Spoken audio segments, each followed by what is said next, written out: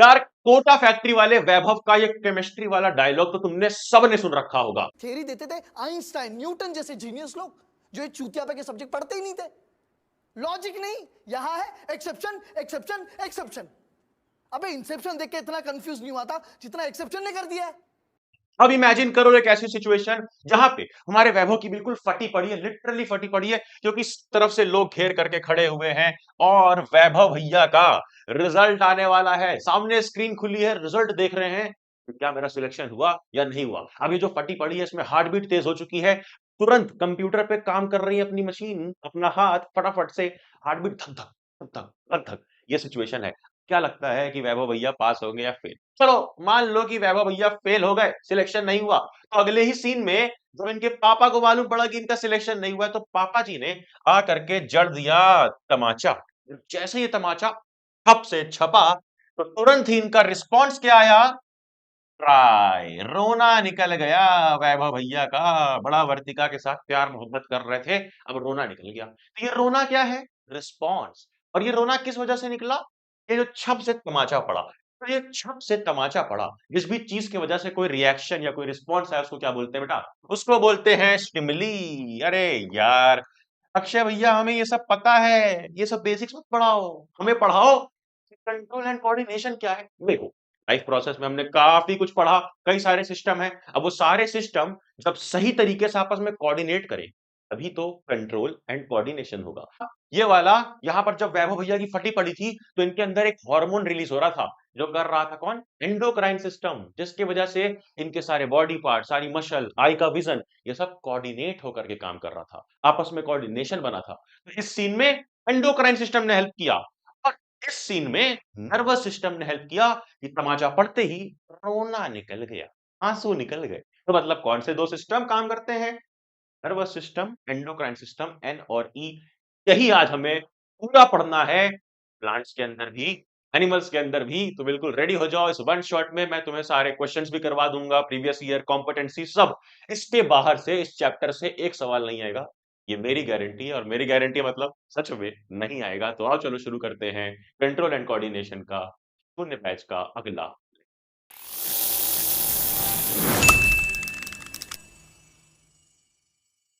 क्या हाल पढ़ ले गैंग? अच्छे भैया back and back for you all. सबसे पहले आओ चलो देखते हैं कि क्या है यार ये क्या है? What is control and coordination? Coordination का भैया सिंपल सिंपल मतलब तो हमें बताइए कि जब भी कोई चीजें मिलजुल करके आपस में काम करे। जैसे हम तीन चार दोस्त हैं, हमें कोई प्रोजेक्ट मिलता है तो हम आपस में कोऑर्डिनेट करते हैं। भाई तू फाइल का जमा कर दे, तू फाइल का पेज खरीद दे, तू स्केच पेन खरीद दे, तू कुछ और खरीद दे, तू स्केल लेके आ जा, और मिल के बैठ करके बना लेते हैं अपना प्रोजेक्ट। उसी तरह से हमारी बॉडी में जो इतने सारे सिस्टम है, कोई एक सिस्टम तो है नहीं। एल्विस भाई वाला सिस्टम तो खैर है ही नहीं, है ना? ये गंवारों वाला सिस्टम नहीं, मैं पढ़े लिखे वाले सिस्टम की बात कर रहा हूँ।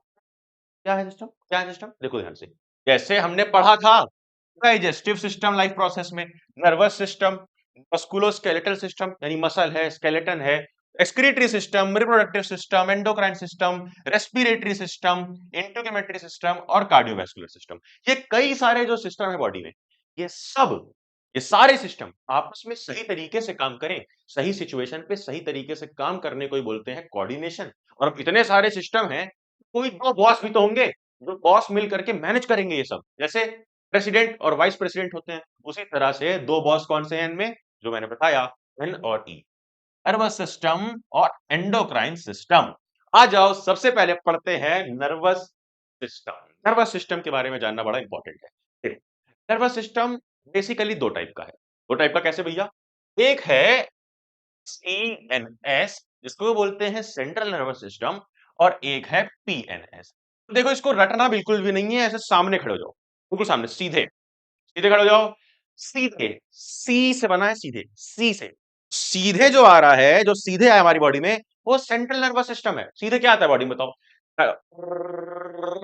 रुक जाओ रुक जाओ रुक जाओ, बस इतना नहीं, बस इतना नहीं बेटा, ज्यादा नीचे नहीं जाना है, बस इतना नहीं। मतलब ऊपर आया, ऊपर क्या आया? ब्रेन। और ऐसे जब स्कैन कर रहे थे तो बीच में क्या आया? Spinal cord. तो जो चीज सीधे आई वो सेंट्रल नर्वस सिस्टम का पार्ट हुआ। क्या? जो यहाँ पर देखो ये सीधे है बिल्कुल, ये सीधे बिल्कुल क्या है? सेंट्रल नर्वस सिस्टम का पार्ट। यानी क्या क्या हमारे पास है सेंट्रल नर्वस सिस्टम में? ब्रेन और नीचे स्पाइनल कॉर्ड।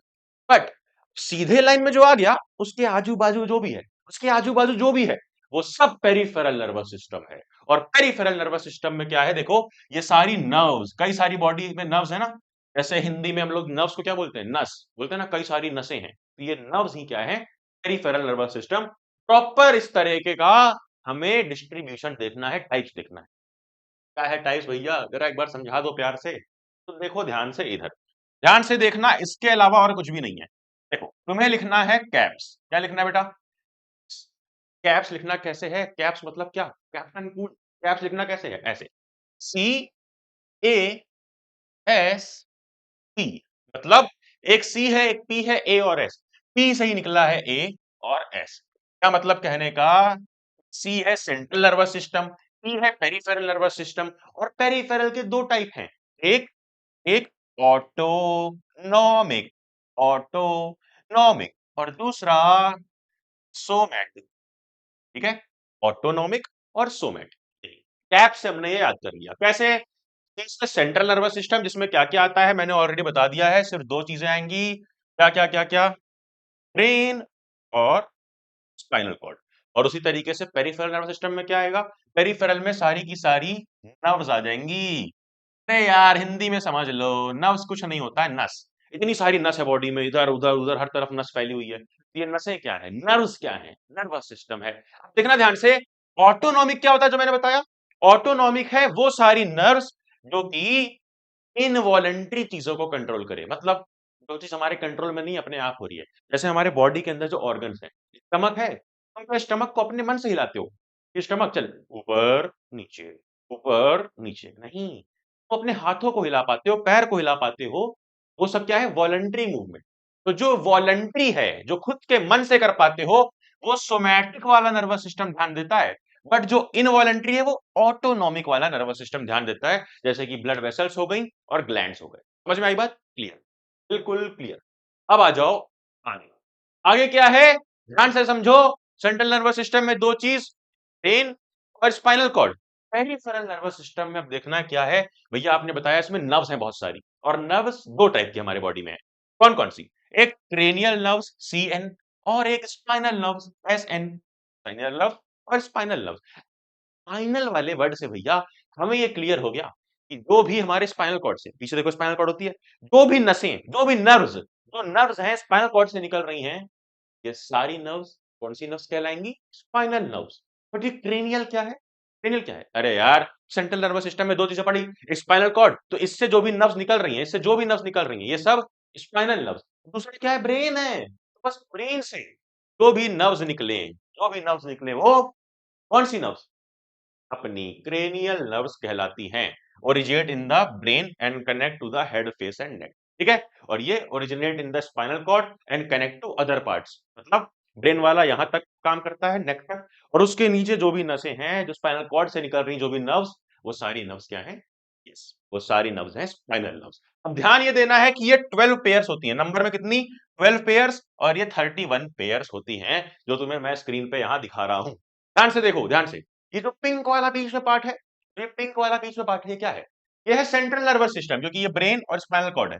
ये पिंक वाला बीच में पार्ट है, ध्यान से देखो, ये जो बीच में है, एकदम बीच में, ये पूरा सेंट्रल नर्वस सिस्टम हो गया। पेरिफेरल नर्वस सिस्टम पे आ जाओ, पेरिफेरल में तो मैं तुम्हें ये दिखा रहा हूँ क्रेनियल नर्व्स, क्योंकि ब्रेन से निकलती है, ये सारी नर्व्स, ये ऊपर वाली हो गई। अब स्पाइनल क्या होगी भैया, स्पाइनल, स्पाइनल नर्व्स है ये वाली, स्पाइनल यानी जो ब्रेन से ना निकल के स्पाइनल कॉर्ड से निकले, जो ये पूरी फैली हुई है ना, ये देखो यहाँ पूरा, ये तो पूरी फैली हुई है, ये सब स्पाइनल नर्व्स हैं।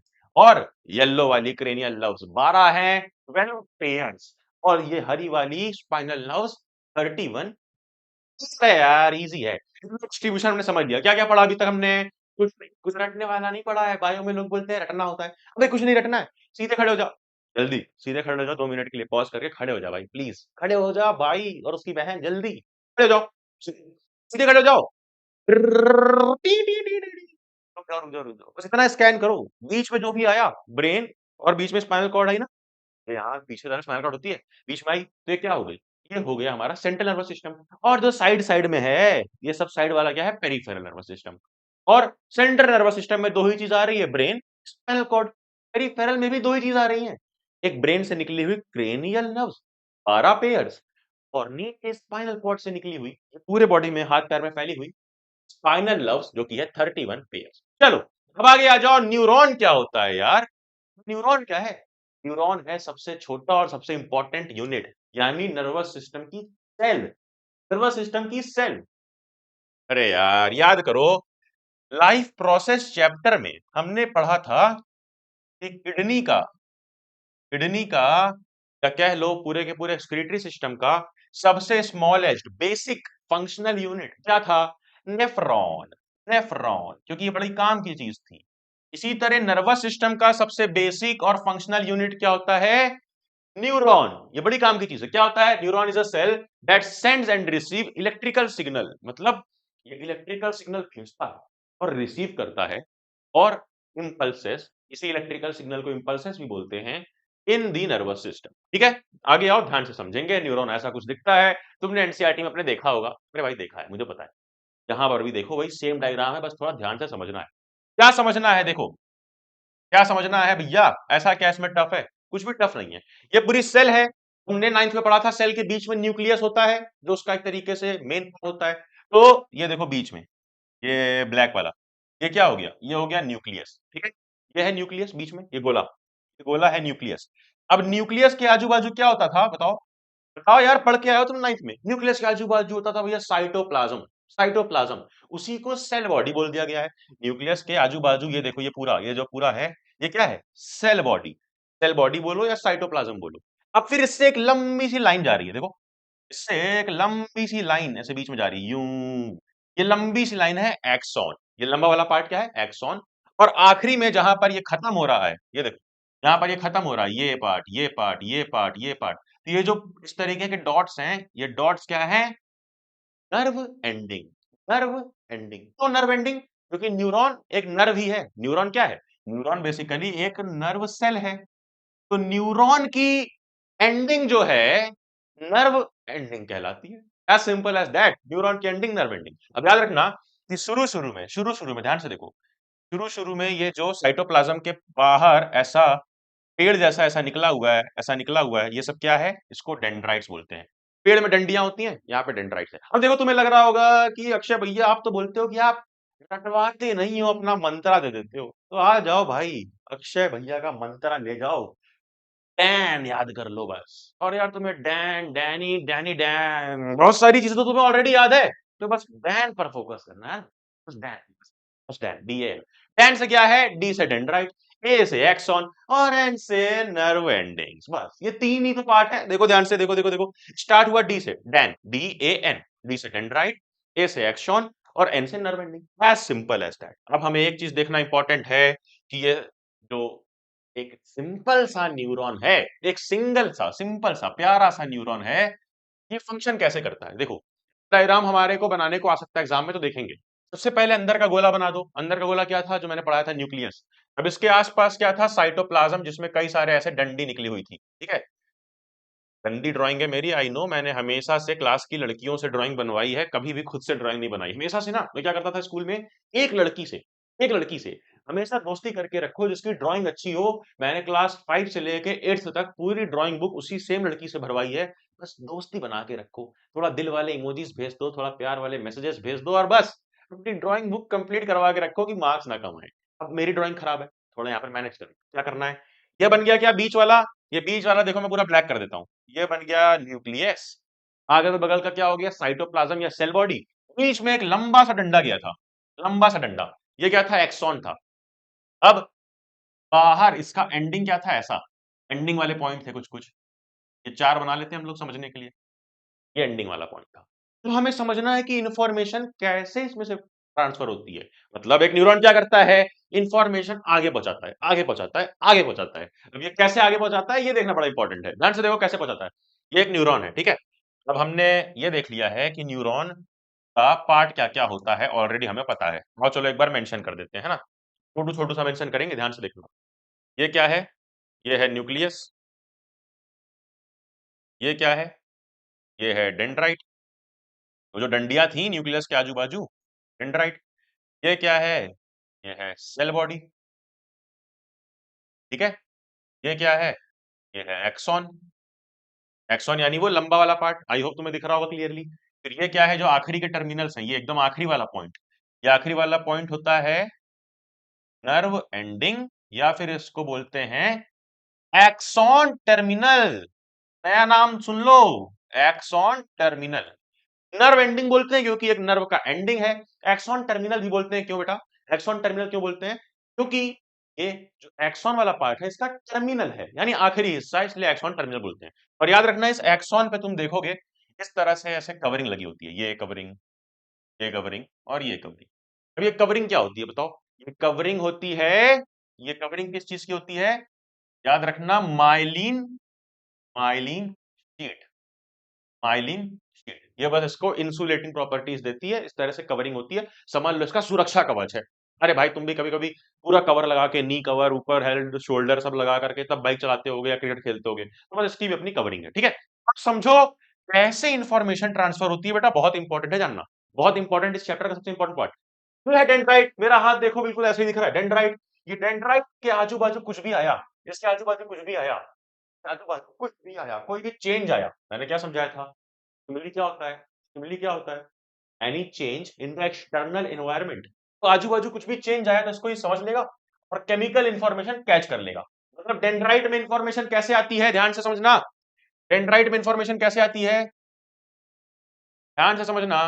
Chemical info, chemical info I. कैसी केमिकल इन्फो? आस पास को कोई भी केमिकल दिखा या कोई भी चेंज दिखा तो इसको से कैच कर लेगा, कैसे? केमिकल फॉर्म में। तो केमिकल के फॉर्म में इंफॉर्मेशन कहां पे आई?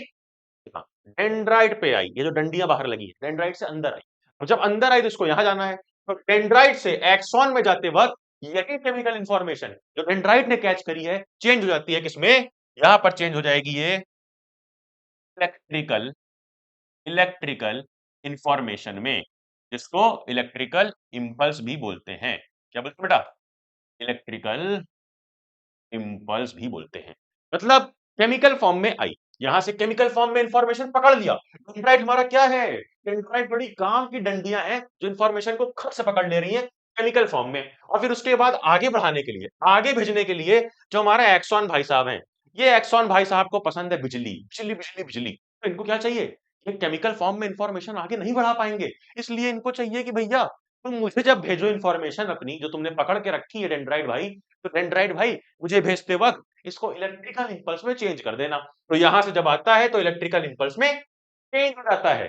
फिर उसके बाद जब ये आगे बढ़ा आगे बढ़ा आगे बढ़ा, आ जाएगा, आगे बढ़ के जाएगा यहाँ पर देखो, यहाँ पर ये ये ये ये सब क्या है? नर्व एंडिंग बोल लो या फिर एक्सॉन टर्मिनल बोल लो। और नर्व एंडिंग पे क्या होगा? नर्व एंडिंग पे क्या होगा? नर्व एंडिंग पे वापस से जो ये इलेक्ट्रिकल इंपल्स था फिर से चेंज हो जाएगा किसमें? केमिकल, केमिकल फॉर्म में या केमिकल इंफॉर्मेशन में, ठीक है। तो पहले पहले क्या हुआ? पहले केमिकल इंफॉर्मेशन पकड़ी गई डेंड्राइट के द्वारा, फिर इलेक्ट्रिकल इंपल्स बढ़ाई गई आगे, और फिर जब यहां नर्व एंडिंग पे आया फिर से ये केमिकल में चेंज हो गया और आगे कूद गया। अब आगे कहां कूदेगा? दो ऑप्शन है, आगे कहां कूदेगा? दो ऑप्शन बनते हैं इसके पास। या तो आगे होगा ऐसा कि एक है, देखो एक है, ये बना, ये बना, ये इसकी नर्व एंडिंग है, ठीक है। अब आगे क्या हो सकता है? दूसरा, आगे दूसरा वाला हो सकता है, एक और न्यूरॉन, ये इसकी डंडी है और ये इसकी नर्व एंडिंग है। समझ लो, थोड़ा ड्राइंग से काम चला लो यार, ठीक है। एक दो दो न्यूरॉन है, ये नंबर वन, ये नंबर टू। हमने क्या देखा? हमने सिंपली ये देखा, ये देखो बीच में मैं बनाता हूँ न्यूक्लियस, इसका इसका न्यूक्लियस हो गया, फिर बीच का इसका न्यूक्लियस हो गया। हमें पार्ट्स तो पता ही है, हमने ट्रिक देख रखी है क्या? ये है डी डेंड्राइट, ए से एक्सॉन, एन से नर्व एंडिंग, डैन, फिर से डैन, डी एक्सॉन और एन से नर्व एंडिंग, डैन, डैन और डैन। अब होता क्या है, यहां से आया केमिकल फॉर्म में, यहां गया इलेक्ट्रिकल फॉर्म में, फिर केमिकल हुआ। अब फिर इसको जब अगले वाले पे कूदना रहेगा तो बीच में जो गैप रहता है वो क्या होता है? मैं बताया था, यही जो गैप बीच में है, यही गैप क्या है बेटा? यही गैप है सिनैप्स, यही गैप है सिनैप्स। और इसमें कैसे कूदता है? इसमें मैंने बता दिया है, यहाँ नर्व एंडिंग पे ये इलेक्ट्रिकल नहीं, ये केमिकल बन जाता है। ध्यान से देखो देखो देखो देखो देखो देखो देखो देखो देखो देखो, इधर आओ इधर आओ इधर आओ इधर आओ इधर आओ, ये देखो केमिकली आया, इलेक्ट्रिकली इस लाइन पे गया सिर्फ, फिर इस लाइन के बाद केमिकल हो जाता है। इलेक्ट्रिकल से फिर से केमिकल हो गया। तो अब जब ये यहाँ पर इस पॉइंट पर केमिकल है और इसको कूदना है इसमें, तो कैसे कूदेगा? ऑफ कोर्स केमिकल्स की मदद से। और यहाँ पर ये क्या मदद लेता है, किसकी मदद? यहाँ सिनेप्स में ये मदद लेता है न्यूरो ट्रांसमीटर की। Transmitter, transmitter. अरे भैया ट्रांसमीटर तो हमको पता ही है, ट्रांसमिट करना, इंफॉर्मेशन पहुंचाना। तो कौन सा न्यूरो ट्रांसमीटर काम आता है सिनेप्स के अंदर? जल्दी बोलेंगे, जल्दी जल्दी जल्दी। जिसका नाम तुमने कई बार रील वगैरह पे सुना होगा। डोपामीन काम आ जाता है, ठीक है। और उसके साथ एक और नाम याद कर लो, एसिटिल कोलिन। Acetyl choline. ये दो न्यूरोट्रांसमीटर काम के हैं। ये क्या करते हैं? हेल्प करते हैं इंफॉर्मेशन यहां से वापस जाने में, इस पे अगले वाले पे जाने में। कहां पर काम आते हैं? सिनेप्स के अंदर। तो मतलब ये करता क्या है? ये केमिकल छोड़ देता है, ये इसमें केमिकल छोड़ देता है न्यूरोट्रांसमीटर्स। कौन से केमिकल? न्यूरोट्रांसमीटर्स। और वही न्यूरोट्रांसमीटर्स की मदद से ये वापस आ जाएगा। और जब वापस आएगा फिर से क्या होगा? फिर से यहाँ पर केमिकल इस लाइन में जब जाएगा तो इलेक्ट्रिकल, और फिर से यहाँ पे केमिकल। ठीक है, केमिकल इलेक्ट्रिकल केमिकल। मान लो, मान लो यहां पर तो मैंने जोड़ दिया दो न्यूरॉन को आपस में।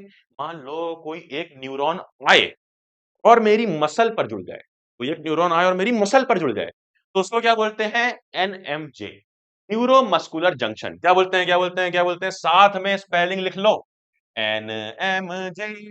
इसी का फुल फॉर्म है, क्या है, क्या है, क्या है? एन से न्यूरो, न्यूरो।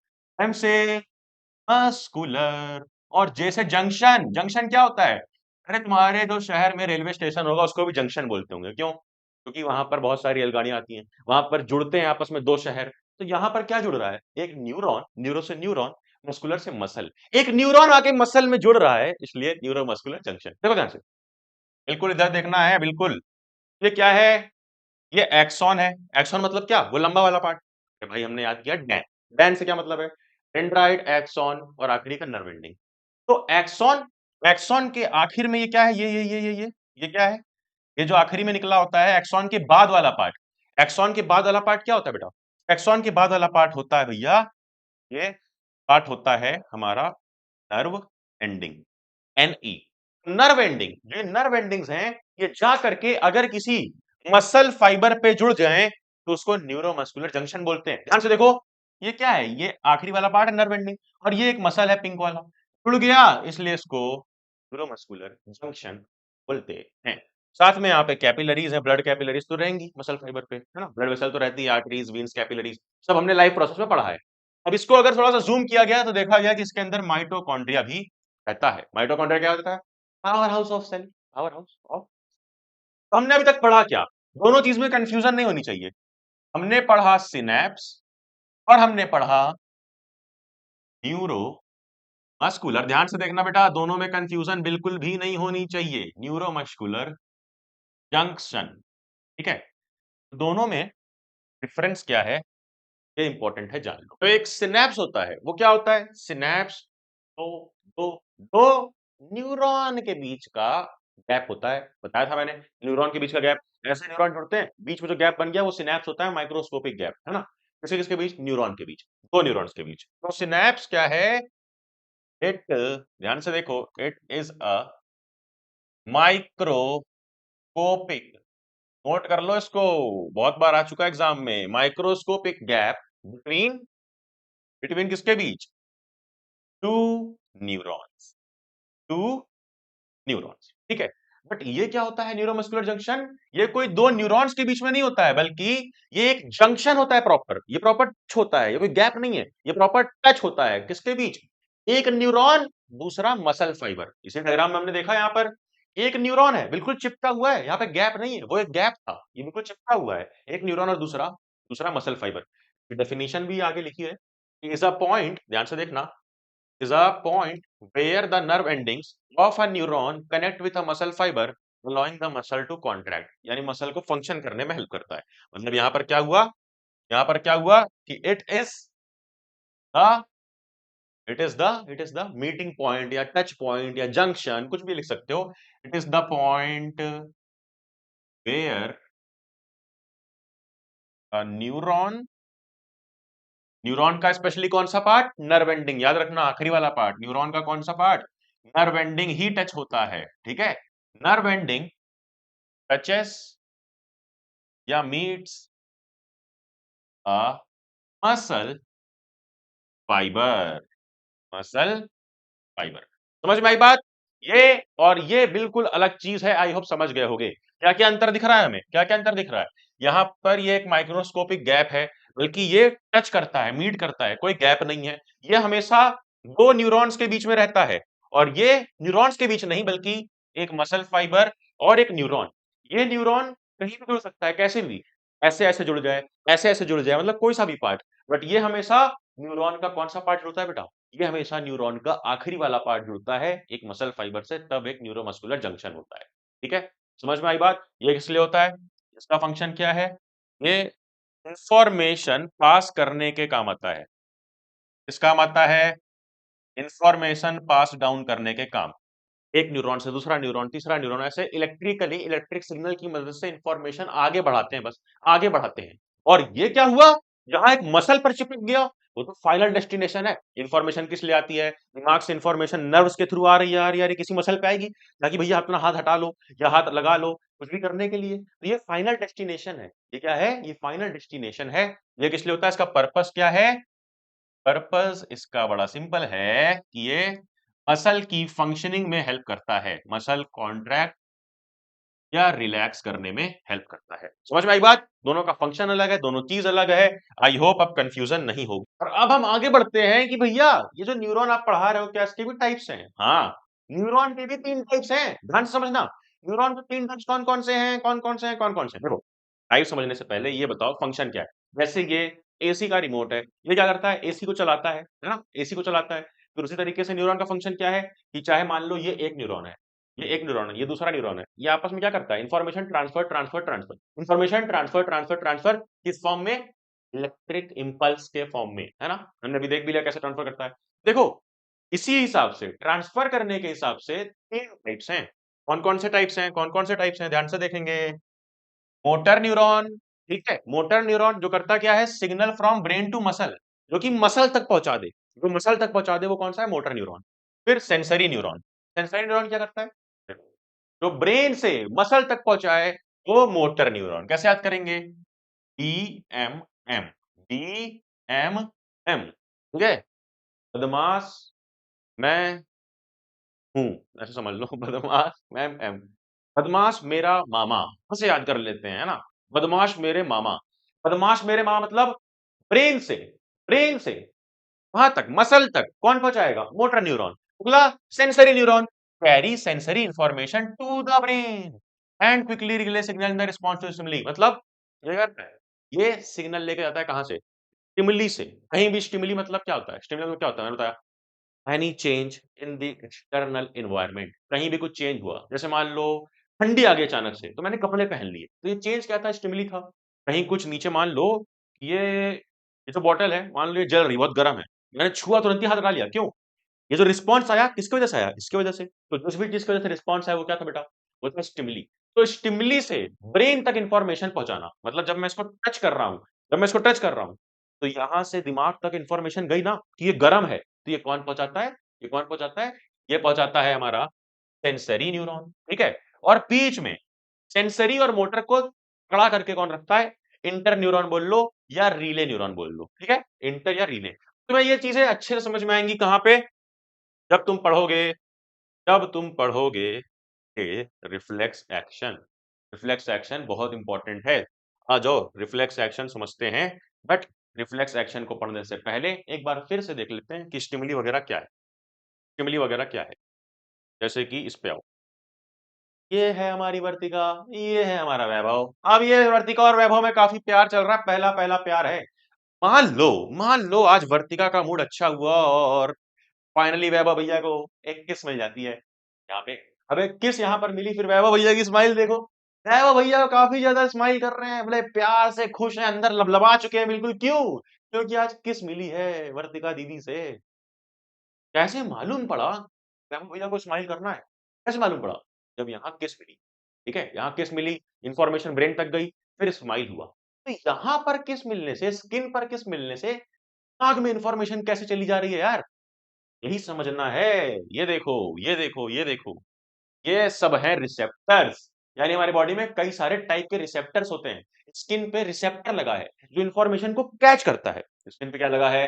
रिसेप्टर लगा है जो इन्फॉर्मेशन को कैच करता है। कितने टाइप के रिसेप्टर हैं ध्यान से देखेंगे? कितने टाइप के? देखो, देखो, फोनो रिसेप्टर जो कि कानों में होता है, सुनने में मदद करता है। तुम मेरी बात क्यों सुन पा रहे हो बताओ? दिमाग तक इन्फॉर्मेशन जा रही है कैसे? क्योंकि तुम्हारे कान में क्या लगा है? फोनो रिसेप्टर। फोन पे बात करते हो कान में, कान में कैसे बात करते हो फोन पे? मान लो ये फोन है, कैसे? Hello hello hello hello hello कान में लगा के फोन से बात कर लो। फोनो रिसेप्टर। फोटो रिसेप्टर, किसी की भी फोटो देखते हो बैठ करके इंस्टाग्राम पे दिन से रात, हाँ? आयशा खान, तो कैसे देखते हो? आंखों से देखते हो। फोटो कैसे देखते हो? आंखों से। तो उससे याद कर लो, फोटो रिसेप्टर, इससे हम देख पाते हैं। अगला ऑल फैक्ट्री रिसेप्टर, कहीं भी कुछ बदबू अदबू आती है फैक्ट्री वैक्ट्री में, कैसे सूंघते हैं? नाक की मदद से। ऑल फैक्ट्री क्या होता है? स्मेल के लिए। उसी तरीके से थर्मो रिसेप्टर स्किन में होता है। थर्मो रिसेप्टर स्किन में, जैसे मैंने बोला कि ये है, ये गर्म है, इसको मैंने छुआ, गर्म है। कैसे मालूम पड़ा गर्म है? स्किन के वजह से ना। तो थर्मो रिसेप्टर स्किन में होता है, सेंस ऑफ टच, पेन या हीट देता है। फिर गस्टैटोरी रिसेप्टर। अब ये गस्टैटोरी रिसेप्टर क्या है भैया? गस्टैटोरी, इसे याद कर लो, गट। गट पेट होता है, पेट में खाना डालते हैं लेकिन स्वाद मुंह में आता है, किसकी वजह से आता है? इसी की वजह से, गस्टैटरी रिसेप्टर जो कि टंग पे होता है, सेंस ऑफ टेस्ट देता है। तो यानी कितने हमें दिख रहे हैं? टोटल पांच। पांच कौन कौन से? फोनो रिसेप्टर किसके लिए होता है? कान के लिए, सुनने के लिए। फिर फोटो रिसेप्टर आंख से देखने के लिए, और फैक्ट्री नाक से सूंघने के लिए। उस तरीके से थर्मो रिसेप्टर स्किन के लिए होता है कि टच हुआ, कुछ गर्म लगा या कुछ खतरनाक आसपास दिख गया, कोई कांटा गड़ गया, स्किन को मालूम पड़ा, क्यों? Thermo receptor. उसी तरह से गस्टैटरी रिसेप्टर टेस्ट के लिए होता है। देखो, ये सारे रिसेप्टर काम ही करेंगे जब आस-पास कोई स्टिमुली हो, मतलब आस-पास एनवायरनमेंट में कोई चेंज हो। जैसा मैंने बताया, स्टिमुली यार बहुत सारे टीचर बड़ी डिटेल में पढ़ाते रहते हैं। अरे भाई तुम्हें तो समझ में आ गया ना? आस-पास कोई भी चेंज हो जिससे हमें रिस्पॉन्स कुछ करना पड़े, तो क्या है? स्टिमुली है। जैसे कि स्टिमुली कई टाइप का हो सकता है। कुछ आस-पास बढ़िया खाना बन गया, तो तुम्हें सूंघ करके मज़ा आया, आहाहाहा! कुछ आस-पास अच्छा देखने को मिल गया, है ना? तो तुम्हें मज़ा आया। कुछ सुनने को मिल गया, अचानक से मान लो गाना बज रहा था, है ना? गाना बज रहा है, मदरफकिंग गबरू पंजाब दा, अचानक से वॉल्यूम बढ़ गई, हम मदरफकिंग गबरू। कान में कान में सुनाई क्यों दिया? क्यों दिया? क्योंकि कान में रिसेप्टर तो है, बट रीजन ये है कि वॉल्यूम बढ़ गया। स्टिमुलस नहीं तो होता है आसपास एनवायरनमेंट में कोई चेंज होना, तो वॉल्यूम बढ़ा, ये स्टिमुलस हो गया और रिसेप्टर ने कैच कर लिया। कौन से रिसेप्टर ने? कान वाले, फोनो रिसेप्टर ने। देखो, इसी तरीके से दिमाग में भी कुछ चेंज हो सकता है, दिमाग सेंस कर सकता है, टंग में हो सकता है। कई सारे स्टिमुलस को हम सेंस कर सकते हैं इन सारे रिसेप्टर की मदद से। अब आगे आओ, रिफ्लेक्स एक्शन पे आ जाओ। अब तुमने रिसेप्टर पढ़ लिया है, अब तुम रिफ्लेक्स एक्शन पढ़ सकते हो। डेफिनिशन तो मैं पढ़ाऊंगा ही नहीं, मैं कभी रटवाता नहीं हूं, पहले मैं समझाऊंगा। क्या क्या क्या क्या क्या? ध्यान से देखो, यहाँ पे हो क्या रहा है? यहाँ पे ये हो रहा है कि मान लो कोई गर्म चीज थी, उसके ऊपर हाथ किया, गरम गरम फील हुआ, हटा लिया। ये क्यों पाया बताओ? क्यों पाया? अब तक तो समझ गया होगे यार, बहुत इजी हो गया है। ये देखो, ये गरम गरम चीज है, गरम गरम चीज है, गरम गरम। अब यहाँ पर हमें सेंस ऑफ हीट क्यों आया? हमें क्यों फील हुआ कि यहाँ पे हीट है? क्योंकि हमारे स्किन में है, यस, रिसेप्टर। रिसेप्टर। और स्किन में कौन सा रिसेप्टर है? स्किन में कौन सा रिसेप्टर है भैया?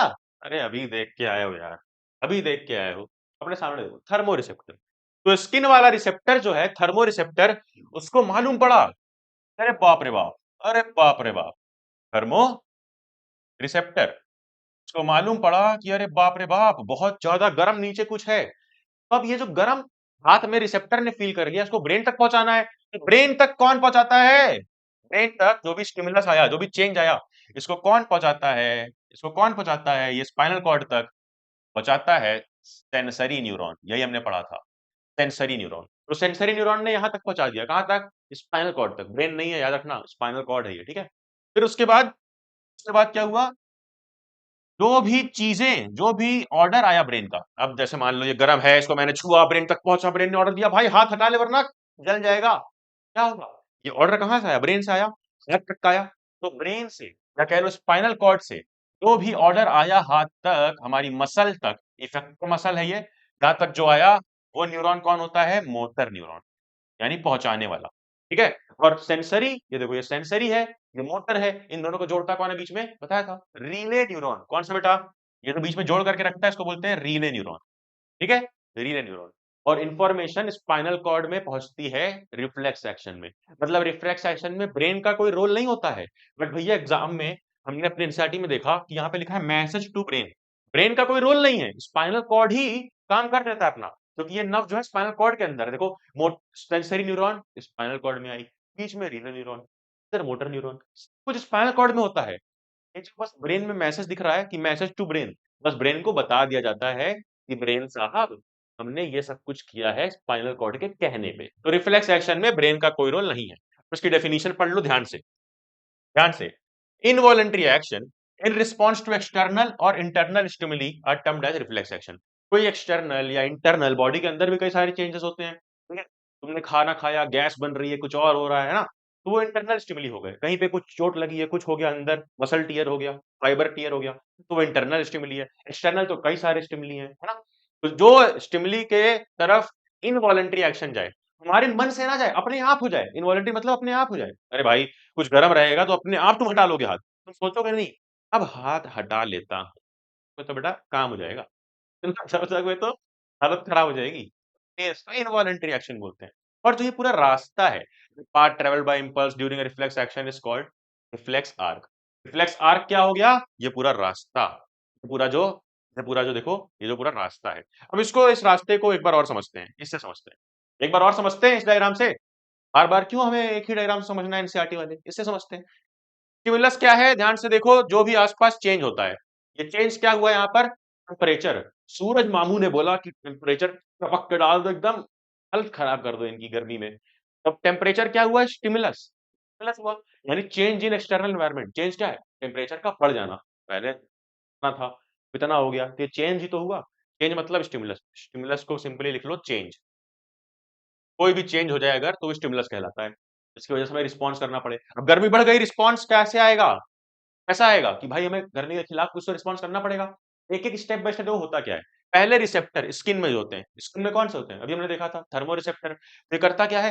रिसेप्टर को मालूम पड़ गया कि भाई पसीना हो रहा है, बहुत गर्मी-वर्मी हो गई है। अब ये होगा क्या? देखो ध्यान से। होगा ये कि रिसेप्टर से, स्किन से जो न्यूरॉन लगा है, कौन सा न्यूरॉन लगा है जो इन्फॉर्मेशन पहुँचाएगा? Sensory neuron. और ब्रेन कट कर दो, यहाँ पे होगा स्पाइनल कॉर्ड, क्योंकि ब्रेन का कोई काम नहीं है, स्पाइनल कॉर्ड का ही मेन काम है एक रिफ्लेक्स एक्शन में। तो इसने इंफॉर्मेशन पहुंचाई स्पाइनल कॉर्ड के कहां तक? अंदर। रीले न्यूरॉन है, रीले न्यूरॉन से टच होकर के वापस मोटर न्यूरॉन पे, मोटर न्यूरॉन ने मसल तक पहुंचाया और मसल ने वापस रिस्पॉन्स किया। मसल कुछ ना कुछ तो रिस्पॉन्स करेगी कि या तो कपड़े उतार दो या तो फैन ऑन कर दो, कुछ भी करो, अपना रिस्पॉन्स दो इस स्टिमुली के खिलाफ। मतलब स्टेप बाय स्टेप होता क्या है? पहले स्टिमुली आता है यानी चेंज, फिर रिसेप्टर उस चेंज को महसूस करता है, महसूस करने के बाद इंफॉर्मेशन पहुंचाता है स्पाइनल कॉर्ड तक, मतलब कौन? Sensory neuron. फिर बीच में रीले न्यूरॉन जुड़ा होता है, सेंसरी और मोटर को जोड़ता है। मोटर न्यूरॉन जो भी ऑर्डर होता है हमारे स्पाइनल कॉर्ड का, उसको पहुंचाता है मसल तक, और मसल फिर अपना काम करता है, चाहे फैन चलाओ, चाहे पंखे तेज करो, चाहे कपड़े उतार दो, गर्मी है बहुत, है ना? इधर आओ, ये क्वेश्चन कई बार आया एग्जाम में।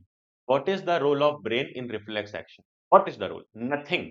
कोई रोल नहीं है, रोल सिर्फ स्पाइनल कॉर्ड का है रिफ्लेक्स एक्शन में। बट एक ये लाइन ध्यान से सुन लो, reflex arcs are formed in the spinal cord.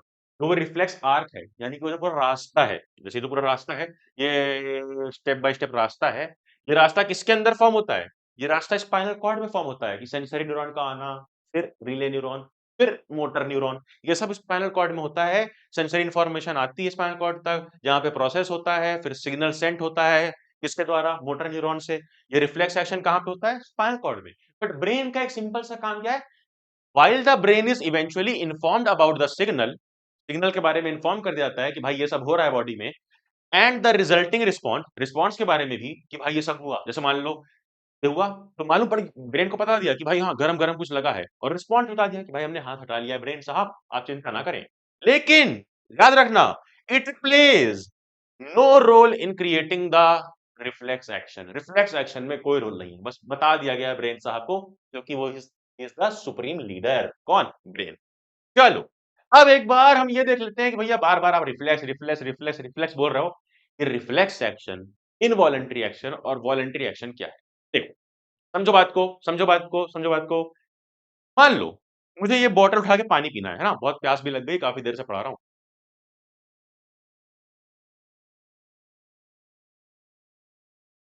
पानी पिया, टैप बंद कर दी, रख दिया। ये सब कैसे हुआ? जल्दी बताओ कैसे हुआ? मेरी मर्ज़ी से हुआ ना? मैंने उठाया, बंद किया, रख दिया, अपनी मर्ज़ी से हुआ, ठीक है।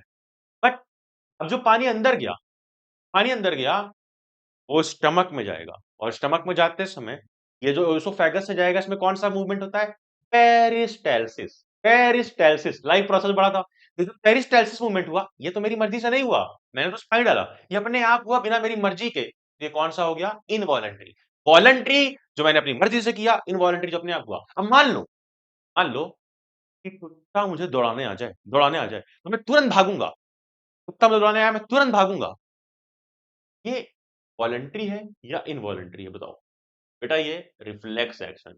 मतलब वॉलंटरी वो जो मैं आराम से अपनी मर्जी से कर रहा हूं, इनवॉलंटरी जो आराम से बॉडी में हो रहा है। लेकिन रिफ्लेक्स वो जहां पे कोई ऐसा स्टिमुली आ जाए, स्टिमुली यानी कोई चेंज। पहले कुत्ता आराम से खड़ा था, ओए प्यारा puppy puppy puppy puppy puppy puppy puppy, लेकिन अचानक से कुत्ते का मूड आया कि मैं इसको काटूंगा, इसका बन में मस्का लगा के खा जाऊंगा।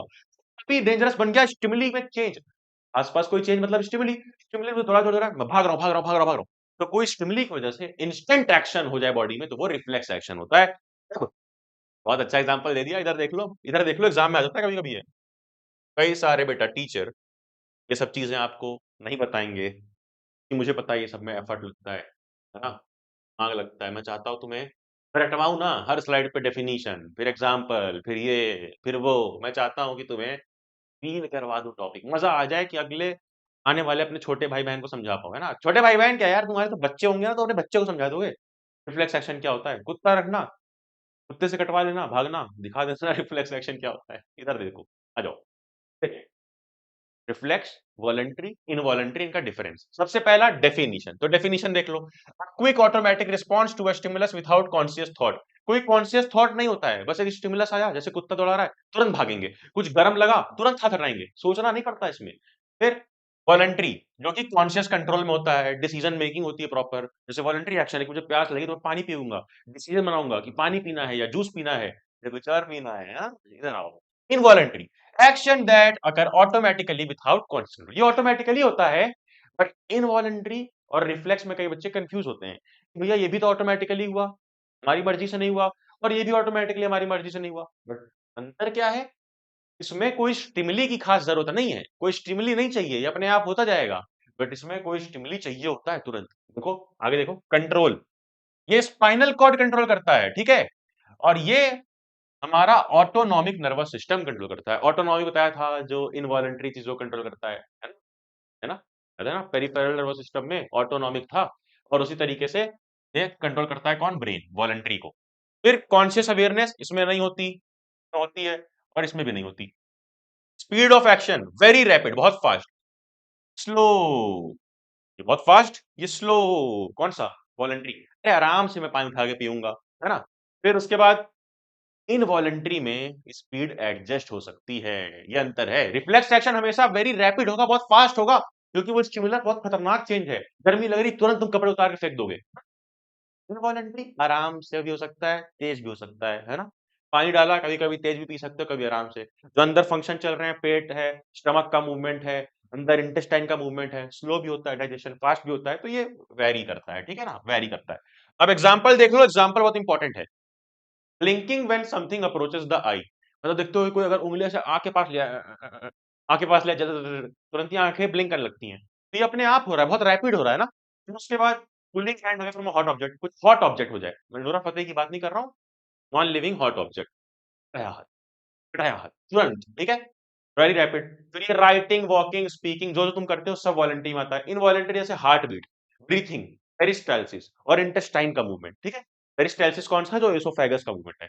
अब ये जो कर लेगा, वो है सीबीएसई का पापा। पापा हूँ पापा, सीबीएसई का पापा। कौन है बताओ? कौन है? एबीसीडी में से आंसर बताओ। Which of the following option shows the order of events correctly when a bright light is focused on our eyes? Bright light आई आंखों पे, तो क्या होगा इनमें से? कौन सा करेक्ट ऑर्डर है बताओ? अभी मैंने समझाया, अभी मैंने क्या समझाया? कि सबसे पहले होता है स्टिमुली, यानी कोई चेंज। फिर होता है रिसेप्टर, है ना? तो उस चेंज को सेंस करता है। फिर रिसेप्टर किसको भेजता है? सेंसरी न्यूरॉन को। सेंसरी न्यूरॉन से कहा जाता है बेटा? Relay neuron. फिर रीले न्यूरॉन से मोटर न्यूरॉन, मोटर न्यूरॉन से इफेक्टर मसल मतलब इस पे उसका इफेक्ट होगा, है ना। मोटर न्यूरॉन तो ऑर्डर देता है मसल को हटाओ। अब इसी सही सीक्वेंस में वैसे क्या आंसर है ये देखना है। तो ब्राइट लाइट रिसेप्टर इन आई, ठीक है, ब्राइट लाइट आया जो कि स्टिमुली हो गया। फिर रिसेप्टर क्या है, रिसेप्टर जो आंखों में है ना। फिर अगला सेंसरी न्यूरॉन, ठीक है, spinal cord, motor neuron, eyelid closed, ठीक है। एक ऑप्शन, दूसरा option receptor in eye, spinal cord, sensory, motor, eyelid close. फिर receptor in eyes, sensory neuron, motor neuron, spinal cord, spinal cord और आईलिड क्लोज। फिर अगला receptor in eyes, spinal cord, motor neuron, sensory neuron, eyelid close. क्या सबसे सही option लग रहा है इसमें से बता दो। ये वाला देखो, रिसेप्टर आई आंखों में, स्पाइनल न्यूरॉन, सेंसरी न्यूरॉन, फिर ये स्पाइनल कॉर्ड में लेके जाता है कौन, सेंसरी न्यूरॉन तो लेके जाता है। स्पाइनल कॉर्ड मतलब रीले न्यूरॉन, रीले न्यूरॉन कहाँ पे बनता है, याद करो, रीले न्यूरॉन किसके अंदर बनता है, स्पाइनल कॉर्ड के अंदर। फिर उससे मोटर निकलता है, फिर eyelid close. Option number A सही है, क्योंकि ध्यान से देखो इस डायग्राम में आ जाओ। डायग्राम में देखो, ये जो रीले न्यूरॉन है बेटा, ये जो रीले न्यूरॉन है, ध्यान से देखना, इसी तरीके के क्वेश्चन एग्जाम में कंफ्यूज करते हैं, क्योंकि सारे ऑप्शन बहुत ही क्लोज क्लोज थे, कुछ गलत लग ही नहीं रहा था। बट हमने क्या याद देखा, हमने क्या देखा कि ये तो सही है, रिसेप्टर स्टिमुली ये है कि गर्म है, रिसेप्टर आया, फिर सेंसरी, स्पाइनल कॉर्ड के अंदर ही देखो रीले न्यूरॉन बनता है।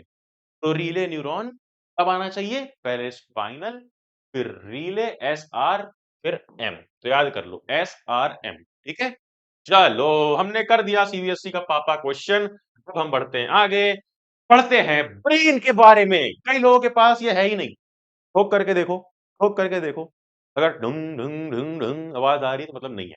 Brain is the most important organ you have, according to the brain. Brain ही तो ये सोच करके बोल रहा है। आ जाओ देखते हैं ब्रेन में क्या क्या है। देखो देखो देखो देखो देखो देखो, थोड़ा ना फोकस इधर दे दो प्लीज, थोड़ा सा ध्यान से देख लो यार। उसके बाद तुम उससे बात करो, कि मम्मी से बात कर लो कि आपकी बेटी का हाथ मुझे चाहिए, हाथ क्या, पूरी की पूरी बेटी ही मुझे चाहिए। बट बेटा अभी पढ़ लो, अभी पढ़ लोगे, थोड़ा बहुत पैसे कमाओगे, तभी हाथ बेटी जो चाहिए सब मिल पाएगा, है ना। इधर आ जाओ बेटा प्लीज, इधर आ जाओ प्लीज, देखो ध्यान से इसको, क्या मैं बोल रहा हूँ। ये ब्रेन है, ठीक है, ब्रेन का साइड वाला वर्जन है ऐसे। अगर मैं ऐसे खड़ा हो जाऊं तो ये मेरे साइड की फोटो खींच दो, तो ये है साइड, ब्रेन का साइड वाला फोटो। अब ये क्या लिखा हुआ है, फोर ब्रेन। फोर ब्रेन का मतलब ये नहीं कि चार ब्रेन, ये फोर है, एफ ओ आर ई मतलब, एफ ओ आर ई मतलब आगे वाला, सीधे वाला। अगर मैं ऐसे खड़ा हूं तो सीधे वाला पार्ट है, सीधे वाला ब्रेन, ये क्या है, फोर ब्रेन। तो फोर ब्रेन में क्या क्या है, सेरेब्रम, ये सबसे लार्जेस्ट पार्ट है बेटा, सबसे लार्जेस्ट पार्ट पूरे ब्रेन का, सेरेब्रम। सेरेब्रम कौन सा है लार्जेस्ट पार्ट, ये ये ये जो पूरा इतना लार्जेस्ट पार्ट दिख रहा है, ये सेरेब्रम है, ठीक है, ओके भैया, समझ में आ गया। फोर ब्रेन, और फोर ब्रेन का ही अगला पार्ट कौन सा है, अगला पार्ट है हमारा, हमारा हमारा हमारा हमारा हमारा हमारा हमारा हमारा ये हाइपोथैलेमस। अरे आओ यार, आओ यार, आओ यार, आओ यार, आओ, एक बार तो बता देता हूँ। ह्यूमन ब्रेन तीन पार्ट, ध्यान से सुनना, फटाफट फटाफट फटाफट जल्दी। Fore brain, mid brain, hind brain. आगे आओ। फोर ब्रेन में क्या है, सेरेब्रम, ऑल्फैक्टरी लोब्स और डायनसेफेलॉन। डायनसेफेलॉन मतलब, डायनसेफेलॉन के दो पार्ट है, थाइलेमस और हाइपोथैलेमस। यही मैं तुम्हें यहां पर दिखा रहा हूं, देखो ये देख लिया। फिर मिड ब्रेन में सिर्फ ऑप्टिकल लोब है, और हिंड ब्रेन में पीसीएम है, पॉन्स वेरोली, सेरेबेलम और मेडुला। अभी हम ये सब देखेंगे, बट डायग्राम में मैं समझाने के लिए तुम्हें उधर लेके गया। क्या समझाना चाह रहा हूं मैं, फोर ब्रेन का, आगे वाले ब्रेन का क्या पार्ट है, एक तो ये बड़ा वाला पार्ट देख लिया, सेरेब्रम। और फिर से मैं रेड कलर से बना रहा हूं, रेड कलर से, ध्यान से देखना, ये जो पार्ट है, ये जो पार्ट है, ये पार्ट कौन सा है, जो मैंने गोला बनाया है, पार्ट कौन सा है, ये है हाइपोथैलेमस। ध्यान से देखो, इसकी स्पेलिंग याद रखना, और बहुत काम का पार्ट है। हाइपो हाइपोथैलेमस मतलब, फोर ब्रेन में, आगे वाले ब्रेन में दो पार्ट है, सेरेब्रम और हाइपोथैलेमस, ठीक है, समझ में आ गया। अब आओ देखते हैं mid brain. Mid brain, mid brain है बेटा ये जो इसके बगल में, हाइपोथैलेमस के बगल में, ये, अरे कई लोग शॉपिंग करते होंगे एच एंड एम से, एच एंड एम से शॉपिंग करते हो ना। अरे हम तो जूडियो वाले हैं यार, जूडियो में गए, कपड़ा लेके आ गए, लोगो छपवा लिया, बन गई। लेकिन तुम हो एच एंड एम वाले, एच एंड एम, बस वही याद करना, एच एंड एम, एच से हाइपोथैलेमस, एम से मिड ब्रेन। यानी हाइपोथैलेमस के बगल में ही ये जो ग्रीन वाला हिस्सा है, ये है मिड ब्रेन, यानी बीच का ब्रेन बेटा, बीच का ब्रेन। तो फोर ब्रेन, मिड ब्रेन, अब आता है अपना हिंड ब्रेन। हिंड ब्रेन मतलब मैं ऐसे खड़े हो जाऊं, आगे वाला फोर ब्रेन, देखो ध्यान से, आगे वाला फोर ब्रेन, ये बीच वाला मिड ब्रेन, पीछे वाला हिंड ब्रेन। हिंड ब्रेन यानी बैक ब्रेन। क्या क्या होता है हिंड ब्रेन में, देखो पीसीएम। जो बच्चे पीछे दिमाग के होते हैं काफी, वही तो पीसीएम लेते हैं ना, कि आप पीसीएम लेके देखते हैं भाई कैसा है, फिर पीसीएम उनकी लेता है। तो पीसीएम क्या है? हिंड ब्रेन, बैक ब्रेन वालों का काम, हिंड ब्रेन। हिंड ब्रेन मतलब पीछे का ब्रेन। पीसीएम, पी से पॉन्स, ये एरिया, पॉन्स, पीओएनएस, पॉन्स। फिर एम से मेड्यूला, मेड्यूला, मेड्यूला जिसको क्या बोलते हैं, पूरा मेड्यूला ओब्लोंगाटा पूरा नाम है। और ये वाला एरिया देखो, ये ध्यान से देखो, ये एरिया जो छूटा हुआ था ब्रेन में, ये वाला, ये सेकंड लार्जेस्ट पार्ट है। Largest part cerebrum, second largest का नाम क्या है बेटा? सेरेबेल्लम। और ये नीचे जो है ये स्पाइनल कॉर्ड है। तो आओ चलो हम देखते हैं पार्ट्स। सबसे पहले फोर ब्रेन। फोर ब्रेन क्या होता है बताओ? बोलो कैश ऑन डिलीवरी। क्या बोलोगे? Cash on delivery. भी कोई कैश ऑन डिलीवरी कर देता है, हमारा तो दिमाग हिल जाता है। तो सी और डी से क्या याद कर लेना है? सी और डी से याद कर लेना है, याद कर लेना है सेरेब्रम सी से, और फैक्ट्री लोब्स ओ से, और डी से डाइनसेफेलॉन। मतलब ये तीन पार्ट है। ध्यान से समझना, थोड़ा डिटेल में बताने जा रहा हूँ, दिमाग खोल के सुनना। सेरेब्रम, सेरेब्रम क्या है बेटा? ध्यान से सुनना, फंक्शन इंपॉर्टेंट है। लार्जेस्ट पार्ट, पहला पॉइंट बता दिया मैंने। दूसरा पॉइंट मेन थिंकिंग पार्ट, यानी सेरेब्रम का मेन काम क्या है? थिंकिंग। जो भी तुम सोचते हो यार, तुम जो भी सोचते हो तुम उसके बारे में सोचते हो दिन रात बैठ करके। अभी वो क्या कर रही होगी, हाँ? अभी उसने किस कलर का कपड़ा पहना होगा, हाँ? अभी वो मैगी खा रही होगी क्या? अभी वो सैंडविच में एवोकाडो सैंडविच खा रही होगी, या फिर आलू पोटैटो सैंडविच खा रही होगी? ये सब कहाँ से होता है? थिंकिंग से। और थिंकिंग पार्ट कौन सा है? कौन सा है? कौन सा है? सेरेब्रम। सेरेब्रम, बहुत बढ़िया। अगला, तो सेरेब्रम है, ये ऐसा होता है, देखो जो हमने डायग्राम देखा था बेटा, ध्यान से देखो। ये सब कोई पढ़ाता नहीं है, क्योंकि लोग नहीं चाहते कि तुम्हारी बुद्धि खुले, लेकिन मैं इसी बुद्धि को खोलना चाहता हूँ। देखो इधर ध्यान से, ये इधर वाला पार्ट था, साइड वाला। भैया ऐसे साइड खड़े हो गए, है ना, बढ़िया फोटो खिंचा ली साइड ब्रेन की। ये साइड का ब्रेन है, यानी इस साइड भी होगा और इस साइड भी होगा। तो दोनों साइड के ब्रेन्स को जो जोड़ता है, जो जोड़ता है दोनों साइड के ब्रेन्स को, कौन से पार्ट को? लार्जेस्ट पार्ट को, इस सेरेब्रम को, इस सेरेब्रम को, दोनों साइड के सेरेब्रम को जो जोड़ता है, वो क्या होता है? कॉर्पस कलोसम। क्या नाम है? देखो ये एग्जाम में तो शायद ना आए, बट मैं तुम्हारी नॉलेज के लिए बता दे रहा हूँ। ये दोनों साइड को जोड़ता है उसको बोलते हैं कॉर्पस कलोसम। ठीक है, याद रखना है इसका नाम। अब चलो सेरेब्रम हम समझ गए। अगला, ऑल्फैक्टरी लोब्स क्या करती हैं? अभी हमने पढ़ा ऑल्फैक्टरी, फैक्ट्री से बदबू आती है तो मतलब स्मेल के लिए, तो ऑल्फैक्टरी लोब्स स्मेल के लिए होती हैं। ठीक है, कहाँ? फोरब्रेन का ही पार्ट होती है ऑल्फैक्टरी लोब्स। अब डाइनसेफेलॉन क्या है? डाइनसेफेलॉन में दो पार्ट है बेटा, एक है थैलेमस, एक है थैलेमस, जो कि बस रिले सेंटर है, इसका कोई काम नहीं, इसका कोई काम नहीं थैलेमस का। मेन काम हाइपोथैलेमस का है। किसका? हाइपोथैलेमस, जो हमने नोटिस किया था, एच एंड एम, हाइपोथैलेमस था, उसके बाद में मिड ब्रेन था। तो हाइपोथैलेमस का नाम क्या क्या है, क्या क्या काम है? ध्यान से सुनना। पहला, थर्स्ट, पानी पीने का सिग्नल कौन देता है? हाइपोथैलेमस। दूसरा, हंगर, खाना खाने का भी हाइपोथैलेमस। तीसरा, टेम्परेचर रेगुलेशन, टेम्परेचर, ठंडी लग रही, गर्मी लग रही, क्या हो रहा है, ये सब कौन बताता है? हाइपोथैलेमस। चौथा, स्लीप एंड स्ट्रेस, सोना है या स्ट्रेस लेना है, ये हाइपोथैलेमस का काम है। पांचवा, हार्मोनल सिक्रीशन, हार्मोन्स में भी बहुत मदद करता है, कौन? हाइपोथैलेमस। अब आ जाओ मिड ब्रेन पे। मिड ब्रेन कुछ भी नहीं है, इसमें बस ऑप्टिकल लोब है। जैसे फोर ब्रेन में, आगे वाले ब्रेन में क्या था? आगे वाले ब्रेन में क्या था बेटा? आगे वाले ब्रेन में था ऑल्फैक्टरी लोब, सूंघने में मदद करता था। उसी तरह मिड ब्रेन में ऑप्टिकल लोब है, जो क्या करता है? ऑप्टिकल, देखने में मदद करता है, ऑप्टिकल लोब। और इसका काम क्या है मिड ब्रेन का? हिंड ब्रेन और फोर ब्रेन को करना, फोर ब्रेन को और हिंड ब्रेन को कनेक्ट करने का काम मिड ब्रेन का है, बीच वाले ब्रेन का। फिर आगे आओ, पीसीएम, हिंड ब्रेन, पीसीएम वाले करते हैं हिंड ब्रेन। पी से पॉन्स वेरोली, पी से पॉन्स वेरोली, क्या है स्पेलिंग? Pons varo. काम क्या है इसका? Info from one hemisphere to another of cerebellum. जैसे सेरेब्रम का दो पार्ट था, कॉर्पस कलोसम जोड़ के रखा हुआ था, वैसे ही सेरेबेलम, तो जो सेकंड लार्जेस्ट पार्ट है ब्रेन का, उसको भी दो पार्ट जोड़ के रखता है। कौन कौन इंफॉर्मेशन इधर से ले जाता है दोनों पार्ट में?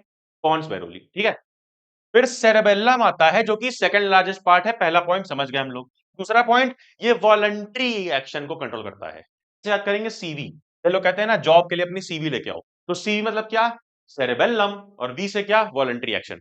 तो सेरेबेलम वॉलंटरी एक्शन को कंट्रोल करता है, और फिर ये बॉडी पोस्चर और इक्विलिब्रियम को भी मेंटेन करता है। देखो, सीधे चलना है या फिर पार्टी करने के बाद ऐसे चलना है, ये कौन कंट्रोल करेगा? ये कंट्रोल करेगा सेरेबेलम।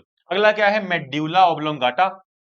मेड्यूला ऑब्लोंगाटा ये क्या होता है, ब्रेन स्टेम होता है, यानी सबसे पीछे का पार्ट एकदम, देखो यहाँ पर ब्रेन स्टेम, बिल्कुल जड़ स्टेम एकदम, ब्रेन स्टेम।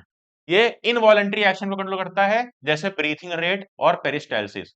अब इसको एमआई से याद कर लो, Xiaomi का फोन कई लोग यूज करते हैं। एमआई, एम से मेड्यूला कंट्रोल करता है, आई से इनवॉलंटरी एक्शन। तो समझ गए पीसीएम में क्या है, पॉन्स वेरिलो कोई काम नहीं है, ये बस इंफॉर्मेशन ट्रांसफर करता है। सेरेबेलम बॉडी पोस्चर और इक्विलिब्रियम कंट्रोल करता है, वॉलंटरी चीजें सीवी, और मेडुला ऑब्लोंगाटा एमआई। क्या, एमआई मतलब मेडुला एम से, और आई से इनवॉलंटरी, जैसे ब्रीथिंग और पेरिस्टालसिस। अब देखो ध्यान से, ये है Kabir Singh, Kabir Rajdhir Singh, coolest boy of medical college. But यही कूलेस्ट बॉय जब ड्रंक हो जाता है, तो रोड पे ऐसा पड़ा होता है पीने के बाद, पीने के बाद ऐसा है ये, बट ऐसा है क्यों, समझेंगे हम, पीने के बाद ऐसा क्यों पड़ा हुआ है।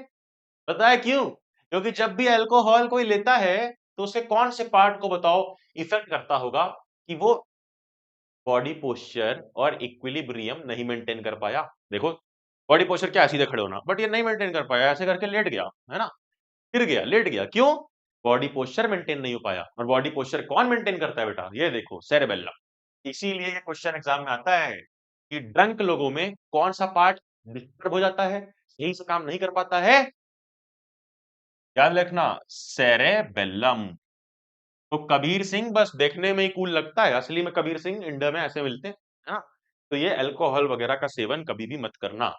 अब फटाफट से बता दो मुझे, जो मैंने पढ़ाया उसके ऊपर ही क्वेश्चन है। ये क्वेश्चन पिछले साल आ चुका है, पिछले साल एग्जाम में आया था क्या। ये इधर मेंशन है एक्स, जो कि यहाँ मेंशन है, और ये इधर मेंशन है वाई, जो कि यहाँ मैंने बताया था। ये क्या है, ये सेकंड लार्जेस्ट पार्ट है वाई वाला, सेरेबेलम। और एक्स क्या है, ये जो यहाँ पर है, यहाँ पर है, ये पॉइंट क्या था, पॉइंट क्या था, क्या था। आ जाओ आ जाओ आ जाओ आ जाओ, देख लो भाई, देख लो, वेरीफाई कर लो, ये क्या था, पॉन्स ऊपर वाला पार्ट, नीचे वाला पार्ट मेड्यूला, नीचे वाला पार्ट मेड्यूला, नीचे वाला पार्ट मेड्यूला। तो ये एक्स क्या है यहाँ पर, मेड्यूला ऑब्लोंगाटा, जिसका फुल नेम है, मेड्यूला लिख दोगे तब भी काम चल जाएगा। और वाई क्या है, सेरेबेलम। ठीक है, क्या बताना था, नाम बताना था और एक एक फंक्शन। फंक्शन बताओ, मैंने याद भी इसीलिए करवाया तुमको, देखो मैं जो याद करवाता हूँ यार वही आता है।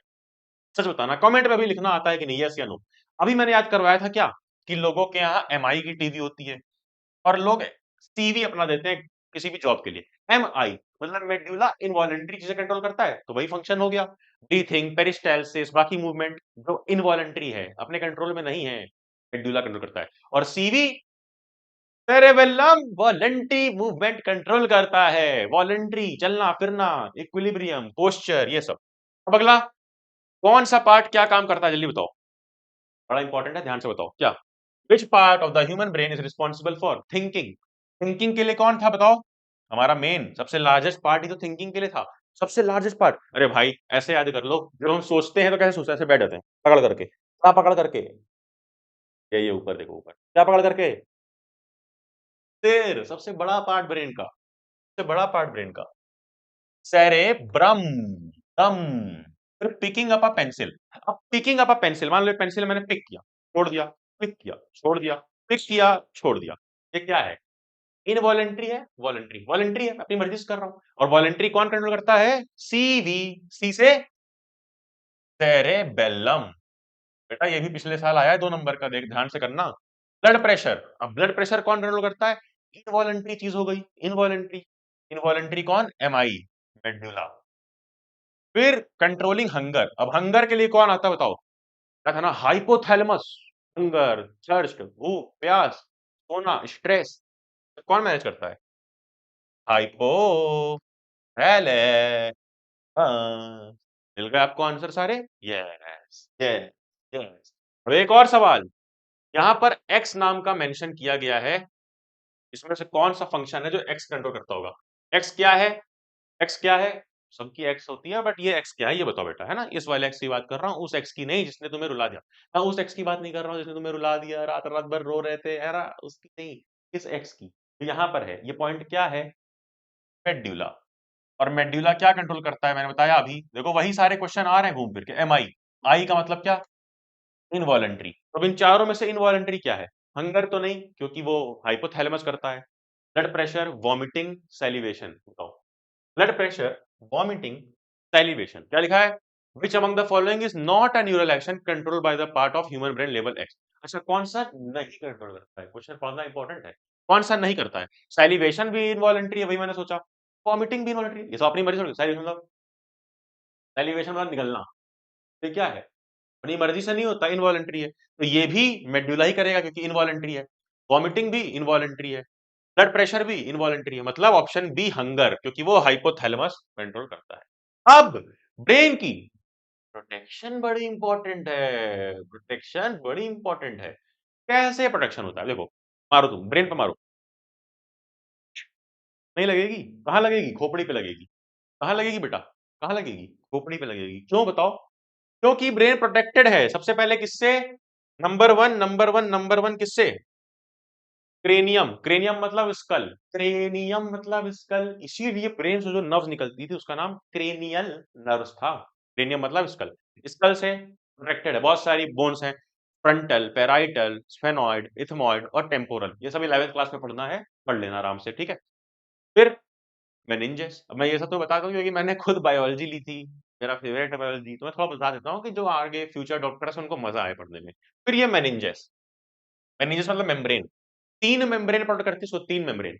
सबसे बाहर वाला मेम्ब्रेन कौन है? बाहर मतलब कौन? जो ब्रेन से दूर है। बाहर ब्रेन से दूर है, सबसे आउटर मेम्ब्रेन। दूर मतलब ड्यूरा मैटर। दूर मतलब ड्यूरा मैटर। फिर जो ब्रेन के पास है, टी से होना चाहिए, तो पाया मैटर। तो हो गया। और जो ड्यूरा और पाया के बीच में वो एरेक्नॉइड। ये 3 मेनिंजेस यानी मेनिंजेस यानी मेम्ब्रेन कंट्रोल करती हैं। फिर cerebrospinal fluid, CSF, cerebrospinal fluid, मतलब कि एक ऐसा फ्लूइड जो कि स्पाइनल कॉर्ड में भी है, दिमाग में भी है। वो क्या करता है? 3 चीजें। पहला, protection against shock and injury. दूसरा, एक्सचेंज करता है न्यूट्रिएंट्स का, है ना? न्यूट्रिएंट्स का एक्सचेंज करता है।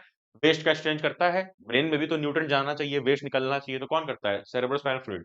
और तीसरा, एक कांस्टेंट प्रेशर मेंटेन करता है ब्रेन के अराउंड, ताकि शेप मेंटेन रहे। ये 3 चीजें। अब हम लिख सकते हैं कैसे प्रोटेक्ट होता है। How is the human brain protected inside body? Explain the role of cranium and other structure. अभी मैंने पढ़ाया 3 चीजें, 1 2 3। पहला क्रेनियम, जो कि इंजरी वगैरह से बताता है क्योंकि ये स्कल होता है, स्कल। फिर अगला मेनिंजेस। अब मेनिंजेस 3 है, सबसे दूर वाला ड्यूरा मैटर, बीच में एरेक्नॉइड और पास वाला पाया मैटर। डेप याद कर लो। फिर अगला सेरेब्रोस्पाइनल फ्लूइड, ठीक है? ये 3 चीजें ब्रेन को प्रोटेक्ट करती हैं। और अब ये हमारा आंसर इस तरीके का दिखता है। आ जाओ आगे। How does a nervous tissue cause action? मतलब कि एक नर्वस टिश्यू में एक्शन कैसे होता है? अरे भैया, मान लो नर्व मसल है, नर्व मसल है या नर्वस टिश्यू है, वो एक्शन कैसे करती है? अरे यार, तुमको ना मुझे लगता है बेसिक्स नहीं क्लियर है 9th वाले। तो भी 9th में तो पढ़ा रहा था, सही से नहीं पढ़ाया। सी टी ओ ओ ओ ओ, क्या बोला? सी टी ओ ओ ओ ओ, मतलब ये बेटा स्ट्रक्चर है बॉडी का। ध्यान से समझना, ध्यान से समझना, कोई ये सब पढ़ाता नहीं है, बार बार बोल रहा हूँ, लेकिन मुझे चाहिए कि तुम कैड बच्चे बनो, नूब नहीं। जरूरतें रहते हैं बायोलॉजी देख के बोलते हैं रटने वाला है। अरे भाई, ये सब बेसिक्स है। क्या है? टी से क्या है? सेल। टी से क्या है? टिश्यू। ओ से क्या है? ऑर्गन। फिर अगले ओ से क्या है? Organ system. फिर लास्ट ओ से क्या है? ऑर्गेनिज्म। सीटी ट्रिपल ओ, सीटी बजानी है 3 बार, ओ ओ ओ ओ ओ ओ, मतलब सेल से मिलके बना टिश्यू, टिश्यू से मिलके बना ऑर्गन, ऑर्गन से मिलके बना ऑर्गन सिस्टम, और ऑर्गन सिस्टम से मिलके बना ऑर्गेनिज्म। इसीलिए सवाल है, नर्वस टिश्यू में एक्शन कैसे होता है? और टिश्यू में एक्शन कब होगा? जब सेल में एक्शन होगा। टिश्यू में एक्शन कब होगा? जब सेल में एक्शन होगा। और सेल में एक्शन कब होगा? के भी जो नीचे वाले पार्ट्स हैं, जिस चीज से सेल मिलकर के बना है, उसमें एक्शन होगा। मतलब बेसिक एकदम लेवल पे एक्शन होना चाहिए। देखो, ऑर्गेनिज्म किससे मिलकर बना? ऑर्गन सिस्टम से। ऑर्गन सिस्टम ऑर्गन से, जैसे ऑर्गेनिज्म हूं मैं, ऑर्गन सिस्टम है, नर्वस सिस्टम, सर्कुलेटरी सिस्टम, ये सिस्टम, वो सिस्टम। अब मान लो नर्वस सिस्टम, तो नर्वस सिस्टम कई सारे ऑर्गन से बना है, जैसे ब्रेन, स्पाइनल कॉर्ड, नर्व्स ढेर सारी, पेरिफेरल, क्रैनियम, सब पढ़ा हमने। फिर ऑर्गन किससे बने? टिश्यू से, यानी नर्व टिश्यू। टिश्यू किससे बनी है? सेल से। बट ये सेल किससे बनी है बेटा? मसल सेल, खासकर मसल सेल मिलके बनी है दो स्पेशल प्रोटीन से, जिसका नाम है मां। मां तो सबके पास होती है रे, मां। MA। क्या बेटा? मसल सेल किससे बनी है? MA। किससे? Myosin actin. क्या नाम है? एक का नाम है एक्टिन, ठीक है, और एक का नाम है मायोसिन। तो ये दो स्पेशल प्रोटीन से मिल करके बना है सेल। और अभी मैंने बोला टिश्यू में एक्शन करवाना है तो सेल में एक्शन होगा। देखो नीचे नीचे नीचे से ऊपर तक जाता है। जब ये एक्टिन और मायोसिन अपना शेप चेंज करेंगे, कुछ एक्शन करेंगे, तो सेल का शेप चेंज होगा, सेल एक्शन करेगा, सेल एक्शन करेगा तो टिश्यू, टिश्यू एक्शन करेगा तो ऑर्गन, ऑर्गन तो ऑर्गन सिस्टम, और ऑर्गन सिस्टम तो एक मेरे जैसा बड़ा सा ऑर्गेनिज्म भी एक्शन कर सकता है। समझ में आई बात? चलो, तो नर्वस टिश्यू कैसे एक्शन करता है बेटा? ध्यान से देखो। ये स्टार कैसे बनता है यार? मैंने स्टार नहीं बनाना सीखा कभी, क्योंकि मुझे स्टार कभी मिला ही नहीं। चलो, मतलब स्टार बना दिया, मतलब ये सबसे इंपॉर्टेंट है। इसको ही मेरा स्टार मान लो, सबसे इंपॉर्टेंट है ये। देखो ध्यान से, नर्वस टिश्यू कैसे एक्शन करता है? When a nerve impulse reaches the muscle fiber must move। जब एक नर्व इंपल्स आती है, मतलब एक सिग्नल मिलता है मसल फाइबर को, तो मसल फाइबर मूव करना चाहिए। मूव करेगा तभी तो हाथ मूव करेगा, क्योंकि इस मसल में क्या है? ये हाथ मेरी क्या मसल है? अरे भाई, मसल से ना कई लोग जिम जाने वाले होते हैं, उनको सिर्फ यही समझ में आता है। चलो मान लो यही मसल है, ये मसल को ऐसे ऐसे मूव करवाना है, तो मसल के अंदर का फाइबर मूव करना चाहिए। ठीक है, वही बोल रहा है कि जब एक नर्व इंपल्स आएगी तो मसल फाइबर मूव करना चाहिए। मसल सेल मूव करेगी अपना चेंज करके शेप, ठीक है, shape, so that they shorten. Muscle cell have special protein that changes both their shape and arrangement. Muscle cell के पास स्पेशल दो प्रोटीन है जो शेप और अरेंजमेंट चेंज करता है, जिसका नाम है एक्टिन और मायोसिन। तो जब ये शेप चेंज होता है तो मसल सेल में चेंज आता है, और जब सेल में चेंज आता है तो शेप में चेंज आता है टिश्यू के। अब हमने पूरा का पूरा नर्वस सिस्टम दिया। खुश हो जाओ, क्योंकि अब हम शुरू करेंगे अगला, एंडोक्राइन सिस्टम। चैप्टर हमने स्टार्ट किया था एक इंसिडेंट से। ये अपना ये अपना वैभव जो वर्तिका के प्यार में रहता है, वो टिक टिक टिक टिक टिक टिक टिक टिक टिक टिक टिक टिक टिक टिक बैठ करके बहुत ही डर में रिजल्ट देख रहा है। मैंने तुमको समझाया था कि उसमें एंडोक्राइन सिस्टम काम आता है। कैसे? मतलब जब हमारी फटी पड़ी वाली सिचुएशन होती है या कोई और सिचुएशन है, उसमें एंडोक्राइन काम आता है। अभी तक हमने सिर्फ नर्वस सिस्टम पढ़ा कि पापा का झापड़ पड़ गया, पापा का चांटा पड़ा ऐसे, और एक्शन हुआ, क्योंकि ये स्टिमुली था तो हमारा रिस्पॉन्स हुआ, कैसे? नर्वस सिस्टम की वजह से। बट एंडोक्राइन में कैसे होता है ये देखो। एंडोक्राइन में मान लो तुम ऐसे तुम ऐसे दिखते हो, तुम्हारी बॉडी बन गई है, तो याद करो, देखो हमारी बॉडी में कई सारी चीजें चाहिए, हमारी हाइट तो बढ़नी चाहिए ना, हाइट। अब मान लो पहले तुम इतने से थे, फिर तुम इतने हुए, और फिर तुम इतने हो गए, ठीक है, हाइट बढ़ी। क्या ये हाइट क्या ये हाइट क्या ये हाइट एक दिन में बढ़ी, 5 मिनट में बढ़ी, आधे घंटे में बढ़ी? नहीं, इसमें सालों लग गए, ईयर्स।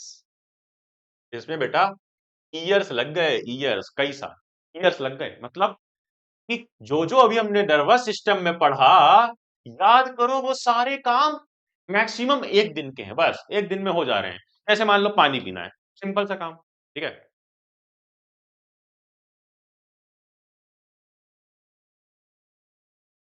पी लिया, पानी पी लिया, ठीक है भैया, ठीक है। पानी पीना कितने मिनट का काम है बेटा? 2 मिनट का काम। मान लो मुझे ये उठाना है, उठा लिया, रख दिया, तो ये क्या है? छोटा काम है। मान लो मुझे कुत्ता दौड़ा रहा है, भागना है, भागना है, भागना है, भागना है। ये जो नर्वस सिस्टम वाले काम है ना, इनका असर बड़ी थोड़ी ही देर रहता है, थोड़ी देर, बहुत छोटे पीरियड का काम होता है। लेकिन कोई अगर ऐसा काम करवाना हो बॉडी में, सालों से चल रहा हो, सालों से ये हो रहा है, ग्रोथ बढ़ रही है, बढ़ रही है, क्यों बढ़ती है, कैसे बढ़ती है? क्या यहाँ नर्वस सिस्टम बोलता है मसल्स को बड़े हो जाओ, बड़े हो जाओ, बड़े हो जाओ? नहीं, यहाँ पे एंडोक्राइन सिस्टम काम आता है। एंडोक्राइन सिस्टम मतलब बेटा सिंपल सा यार, एंडोक्राइन नाम से कई लोग डर जाते हैं। हार्मोनल मतलब हार्मोन वाला सिस्टम। यहाँ पे क्या काम आता है हाइट बढ़ाने के लिए? Growth hormone. ग्रोथ हार्मोन काम आता है ना, यही तो हाइट बढ़ाता है। इसीलिए हमें हार्मोनल सिस्टम या एंडोक्राइन सिस्टम भी चाहिए, क्योंकि जो नर्वस सिस्टम है उसका तो असर बहुत छोटी देर के लिए होता है, हाइट तो हमारी लगातार बढ़ती जाएगी, इसलिए हार्मोनल सिस्टम भी चाहिए। ठीक है, अब एंडोक्राइन सिस्टम कैसे डिसाइड करता है, आ जाओ सब समझते हैं। सबसे पहले जो मैंने बताया, नर्वस और एंडोक्राइन में डिफरेंस आता है काफी बार, तो आ जाओ डिफरेंस देख लेते हैं, है ना। कोई भी चीज मैं छोड़ नहीं रहा हूं, इसको भी मार्क कर लो, बहुत इंपॉर्टेंट है बेटा, कई बार आ चुका है। देखो क्या, नर्वस सिस्टम किससे बना है, नर्व सेल से, इसको न्यूरॉन बोलते हैं, हमने पढ़ लिया। एंडोक्राइन सिस्टम एंडोक्राइन सेल से बना हुआ है, जिससे हार्मोन निकलते हैं। ये इलेक्ट्रिकल इंपल्स के फॉर्म में मैसेज फैलाता है अपना, इलेक्ट्रिकल इंपल्स के फॉर्म में, और ये केमिकल्स के फॉर्म में फैलाता है, जिसको हार्मोन बोलते हैं। सबने पढ़ा होगा हार्मोन, उसी हार्मोन को केमिकल बोल रहे हैं। अरे भाई कई सारे हार्मोन है, ग्रोथ हार्मोन है, इंसुलिन है, और भी कई सारे हार्मोन है जो हमें आगे देखने हैं। इधर आओ, नर्व इम्पल्स है ट्रांसमिट अलोंग नर्व फाइबर, और ये ब्लड स्ट्रीम में। नर्व इम्पल्स तो नर्व से जुड़ी है, नर्व फाइबर के थ्रू फैल रही है, बट जो एंडोक्राइन सिस्टम है, हॉर्मोन्स है, ये हॉर्मोन्स ब्लड में फैलते हैं। कैसे ट्रांसफर होते हैं, कैसे फैलते हैं, ब्लड में फैलते हैं, ठीक है। ये वेरी रैपिड होते हैं, इसका मैसेज बहुत तेज फैलता है, इसका स्लो फैलता है ना। बहुत तेज अगर मान लो हार्मोन फैल गया, बहुत तेज ग्रोथ हार्मोन फैल गया अंदर, तो भाई ग्रोथ ही ग्रोथ हो जाएगी 2 दिन के अंदर, तो वो नहीं होता है, स्लोली स्लोली होता है। फिर यहाँ पर मैसेज जो है ये शॉर्ट टर्म के लिए होता है, पानी उठाओ पी लो, बट ये लॉन्ग टर्म के लिए होता है, बहुत देर तक चलता है। ऐसे ग्रोथ हार्मोन बहुत धीरे धीरे हाइट बढ़ता रहता है। टेस्टोस्टेरोन 20 साल की उम्र में, 18 साल की उम्र में, 15 साल की उम्र में जब प्यूबर्टी आती है, टेस्टोस्टेरोन मेल्स के अंदर काम शुरू कर देता है, और वो काम पूरे मरते तक रखता है। बियर्ड ग्रोथ और भी सारी जो भी चेंजेस है, वो सब पूरा मरते दम तक रहती है। क्यों? क्योंकि हार्मोनल सिस्टम लॉन्ग लास्टिंग है ना, it last long, and as a man you should know about lasting long. Example, voluntary, involuntary और रिफ्लेक्स एक्शन, और इसका एग्जांपल ग्रोथ हार्मोन, जैसे थायरॉक्सिन, इंसुलिन, कई सारे, आओ हम आगे देखेंगे बड़े मजे से। बट मैंने वो डिफरेंस क्यों पढ़ा दिया, क्योंकि इस तरह का क्वेश्चन आता है सीबीएसई का पापा क्वेश्चन, कि why are electrical impulse, electrical impulse मतलब नर्वस सिस्टम वाला, नर्वस सिस्टम वाला तो प्रीफर किया जाता है केमिकल सिग्नल के ऊपर। अभी तो मैं केमिकल वाले की अच्छाई बता रहा था, हॉर्मोन्स की, लेकिन इसकी भी तो कोई अच्छाई होगी नर्वस सिस्टम की। क्यों? क्योंकि ये फास्टर होते हैं। अगर मान लो मुझे जल्दी पानी पीना है, अगर हार्मोन के थ्रू मैसेज आएगा तो एक एक सेल में आ रहा है ब्लड के थ्रू, अब मैं ऐसे स्लो मोशन में पानी पी जाऊंगा, ये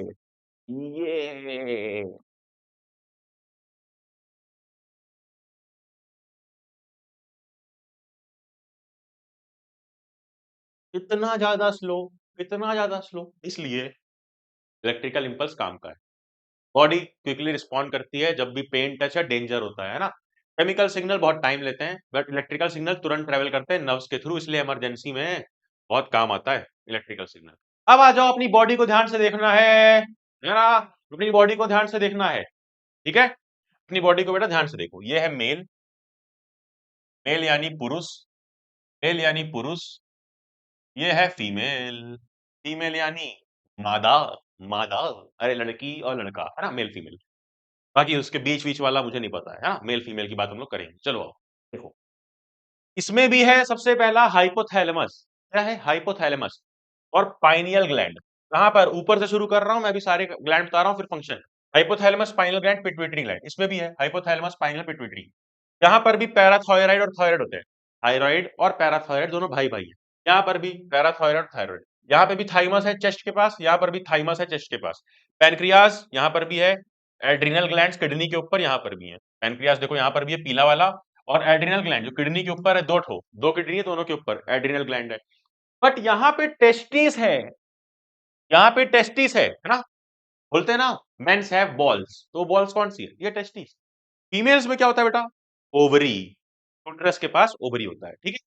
तो ये डिफरेंस है दोनों में। अब हम सबका फंक्शन देखेंगे, स्टार्ट करेंगे हाइपोथैलेमस। एक चीज याद रखना, एक चीज याद रखना कि तुम्हारे एग्जाम में आ सकता है, क्या आ सकता है एग्जाम में बेटा बताओ? Master, master of endocrine. Endocrine का मतलब क्या है यार? सिंपल, बस नाम बड़ा सा है, hormonal. Master of endocrine glands कौन होता है?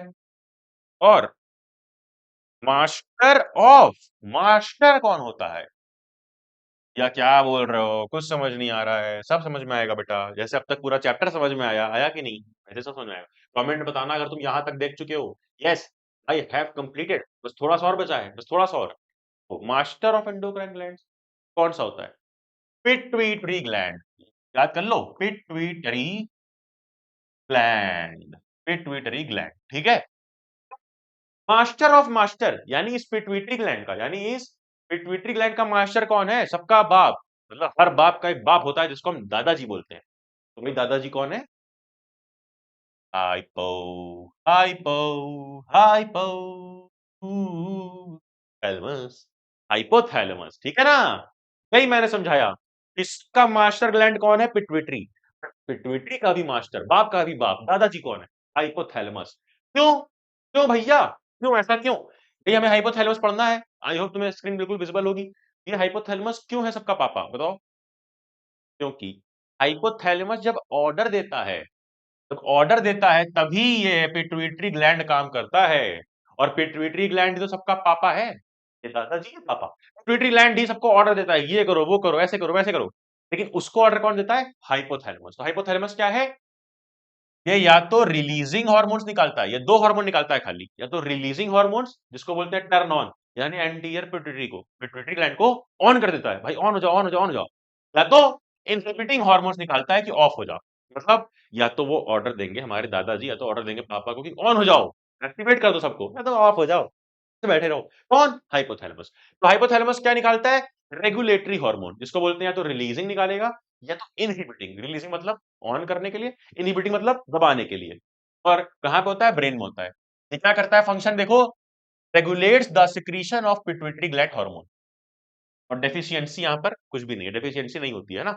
इधर आओ, पिट्यूटरी ग्लैंड, अब आ गया इसके नीचे पिट्यूटरी। ये यहां लिखा है भैया एंटीरियर पिट्यूटरी। देखो मैं कोई भी कंफ्यूजन नहीं चाहता हूं कि तुम्हें हो। पिट्यूटरी ग्लैंड जो होता है बेटा, इसके आगे वाले पार्ट को, हर चीज का आगे और पीछे होता है। जैसे मेरा आगे पार्ट है, पीछे पार्ट है, तो आगे और पीछे हर चीज का पार्ट है। तो आगे और पीछे वाले पार्ट को क्या बोलते हैं? तो आगे वाले को बोलते हैं एंटीरियर पिट्यूटरी, और इसको पोस्टेरियर पिट्यूटरी। ये सब तुम 11 में पढ़ोगे, है ना, पोस्टेरियर और एंटीरियर। चलो, तो मतलब ये क्या करता है पिट्यूटरी ग्लैंड? अभी हमें एंटीरियर पोस्टीरियर अलग अलग नहीं पढ़ना है, अभी एक ही पढ़ो। पिट्यूटरी ग्लैंड क्या करता है? ये ग्रोथ हार्मोन निकालता है जिससे हमारी हाइट बढ़ती है। कहां पे रहता है? बेलो द ब्रेन, ब्रेन के थोड़ा सा नीचे, यहाँ पे रहता है, हाइपोथैलेमस के पास। ये ग्रोथ को मेंटेन करता है। और अगर डिफिशियंसी हो जाए, ये इंपॉर्टेंट है ये वाली टेबल, अगर कम हो जाए वो हार्मोन तो क्या बीमारी होगी, ये जानना जरूरी है। क्या बीमारी होगी बताओ? डॉर्फिज्म हो जाएगा। अगर कम हो गया तो डॉर्फिज्म, यानी छोटे रह जाओगे, है ना, छोटे से रह जाओगे, राजपाल यादव जैसे। बट अगर ज्यादा हो गया तो खली बन जाओगे। देखो, अगर ज्यादा हो जाता है तो उसको बोलते हैं जाइजेंटिज्म। क्या बोलते हैं बेटा? क्या बोलते हैं बेटा? अगर कम रह गया माइनस में तो उसको बोलते हैं डॉर्फिज्म। और प्लस बहुत एक्सेस निकल गया, जाइजेंटिज्म। यार देखो, बड़ी मेहनत कर रहा हूँ, प्लीज इस लेक्चर को शेयर करना। अगर तुम्हें समझ में आ रहा है ना, तो अपने दोस्तों को भी शेयर करके समझाना कि भाई पढ़ लो, अक्षय भैया से पढ़ लो, अगर जिंदगी में थोड़ा भला चाहते हो अपना, ठीक है ना। अब देखो अगला, देखो एक एक करके सारे hormone. Pineal gland, pineal gland ऊपर से बॉडी बिल्कुल शुरू कर रहे हैं। हाइपोथैलेमस, ब्रेन के पास पिट्यूटरी था, फिर वहीं ब्रेन के पास पाइनियल ग्लैंड है। कहां पे? देखो location, in the brain, diencephalon में, जहां हाइपोथैलेमस थैलेमस ये सब होते हैं। ये प्रोड्यूस करता है मेलेटोनिन। मेलेटोनिन कौन सा हार्मोन है? जो डे नाइट साइकिल कंट्रोल करता है। जिसके में मेलेटोनिन गड़बड़ हो जाता है भाई, उसको पता ही नहीं चलता कब दिन हो रहा है कब रात हो रहा है। ये दिन और रात कौन मैनेज करता है? मेलेटोनिन, ठीक है। अब अगला, थायराइड ग्लैंड। थायराइड ग्लैंड क्या निकलता है? अरे भाई यहां होता है थायराइड ग्लैंड। थायराइड ग्लैंड क्या निकालता है? थायरॉक्सिन। कई लोग को भैया हम लोग सुनते हैं कि उसको थायराइड की बीमारी हो गई। ये क्या बीमारी है, आप समझते हैं? देख, ये थायराइड ग्लैंड की लोकेशन क्या है? Wind pipe. ये विंड पाइप, विंड पाइप है ना, लैरिंग्स, लैरिंग्स, लैरिंग्स, लैरिंग्स, लैरिंग्स। लैरिंग्स क्या होता है? Voice box. लैरिंग्स क्या होता है? जहां विंड पाइप और फूड पाइप जुड़ती है। और विंड पाइप क्या होता है? ट्रैकिया। पढ़ाया था लाइक प्रोसेस में, है ना। ट्रैकिया यानी विंड पाइप पे अटैच होता है थायरॉक्सिन। थायरॉक्सिन हार्मोन निकालता है थायराइड ग्लैंड। और करता क्या है? मेटाबॉलिज्म कंट्रोल करता है कार्बोहाइड्रेट, फैट, प्रोटीन का। और इसको काम करने के लिए आयोडीन चाहिए होता है। इसीलिए बोलते हैं आयोडीन वाला नमक खाना चाहिए, है ना। इससे क्या होता है? थायरॉक्सिन हार्मोन निकलता है सही से और कंट्रोल करता है मेटाबॉलिज्म। मेटाबॉलिज्म मतलब खाना को डाइजेस्ट करना, शरीर में लगना, किसकी मदद से होता है बताओ? किसकी मदद से? थायरॉक्सिन हार्मोन की मदद से। अगर कम हो जाए, अगर बेटा कम हो जाए तो क्या बीमारी होती है? देखो, माइनस, कम हो जाए तो होता है गॉइटर। और अगर ज्यादा हो जाए प्लस तो होता है मेंटल रिटार्डनेस यानी दिमाग काम करना थोड़ा बंद कर देता है ना। अगर मेंटल रिटार्डनेस कब होता है, जब ज्यादा हार्मोन निकल जाए और कम हो जाए, तो गोइटर, गोइटर यानी ये गला सूज जाता है, इसीलिए बोलते हैं आयोडीन सॉल्ट खाओ। जिसको भी गोइटर होता है उसको आयोडीन देते हैं। इधर आओ, पैराथायराइड क्या है? थायराइड का ही भाई है पैराथायराइड। ये क्या निकालता है? Parathormone. क्या? Parathormone. तो क्या करता है, थायराइड ग्लैंड में घुसा हुआ होता है, इसकी लोकेशन है थायराइड ग्लैंड में ही छुपा होता है छोटा सा। और ये कैल्शियम और फॉस्फेट लेवल को मैनेज करता है, ठीक है। अगर को कम हो जाए तो क्या होगा भाई, ये क्या करता है, कैल्शियम को मैनेज करता है। तो अगर ये हार्मोन कम निकलेगा तो कैल्शियम की कमी हो जाएगी, इसी को बोलते हैं हाइपोकैल्शियमिया, कैल्शियम का कम हो जाना। आगे आ जाओ, आगे आ जाओ, आगे आ जाओ बेटा, आगे आ जाओ, भी और भी हार्मोन्स हैं, ध्यान से देखो। चलो, अगला है थाइमस ग्लैंड। थाइमस ग्लैंड क्या होता है? चेस्ट में, सीने में लगा होता है। थाइमस ग्लैंड का काम क्या है? थाइमोसिन निकालना। ये चेस्ट में होता है, ये इम्यून सिस्टम डेवलप करता है। और जैसे ही बच्चा बड़ा होता है कुछ सालों के बाद ये गायब हो जाता है, इनएक्टिव हो जाता है। क्यों? क्योंकि तब तक इम्यून सिस्टम बन जाता है ना, इम्यूनिटी के लिए होता है, ठीक है। अगर ये कम हो जाए तो इम्यून सिस्टम वीक रह जाएगा, ठीक है। पैनक्रियास, पैनक्रियास क्या करता है? देखो देखो देखो देखो, किडनी होती है, किडनी, किडनी बनाओ। ये ऐसे किडनी होती है। किडनी के ही ऊपर, किडनी के ऊपर दो ग्लैंड्स होते हैं, एक यहाँ एक यहाँ। इसको क्या बोलते हैं? तो क्या बोलते हैं? Adrenal glands.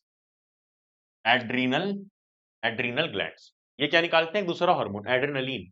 बट किडनी के ही पास पैनक्रियाज होता है, पैनक्रियाज होता है। यहां पर देखो, यहां पर देखो, एक किडनी है, इसके पास देखो ये पैनक्रियाज, मतलब भैया, ये जो आपने किडनी बनाई, ऊपर किडनी के होता है एड्रिनल ग्लैंड, ठीक है। एड्रिनल ग्लैंड अभी हम आगे देखेंगे। बट साइड में ऐसे निकला होता है क्या? पैनक्रियास, पैनक्रियास, ठीक है ना। आ जाओ इधर। पैनक्रियास क्या करता है, ध्यान से समझना, बड़ा इंपॉर्टेंट हार्मोन है पैनक्रियास, बड़ा इंपॉर्टेंट हार्मोन है, ग्लैंड है। और ग्लैंड क्या करेगा? हार्मोन निकालेगा। कौन सा? दो हार्मोन, आई जी। आई जी मतलब इंस्टाग्राम नहीं यार, आई जी मतलब इंस्टाग्राम नहीं। सुनिए ना, कौन? जैसे हमने पढ़ा थायराइड कई लोग को हो जाता है, वो समझ गए है ना। थायराइड कई लोग को हो जाता है। थायराइड, थायराइड में क्या है देखो, थायरोक्सिन हार्मोन क्या करता है? मेटाबॉलिज्म कंट्रोल करता है। तो जिसको थायराइड होता है वो या तो बहुत पतला हो जाएगा, बहुत मोटा हो जाएगा, मेटाबॉलिज्म नहीं कंट्रोल हो पाता है सही से। इसी तरीके से कई लोग को बोलते हैं ना डायबिटीज हो जाता है। डायबिटीज में क्या होता है? पैनक्रियास की गड़बड़ी की वजह से होता है। क्योंकि इसके जो दो हार्मोन है, कौन कौन से? इंसुलिन और ग्लूकागॉन। इंसुलिन क्या करता है बेटा? ब्लड का जो शुगर लेवल है इसको कम करता है, लो करता है, कम कम कम कम कम कम। बट ये कम मतलब, अरे यार तुम लोग ना हर चीज गलत समझ लेते हो। कम मतलब ये वाला कम, कम करता है ना बेटा, ब्लड शुगर लेवल कम करता है। बट इसी का जो दोस्त है ग्लूकागॉन, ग्लूकागॉन ये क्या करता है?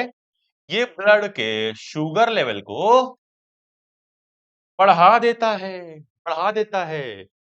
लो नहीं, हाई कर देता है ना, ज्यादा कर देता है।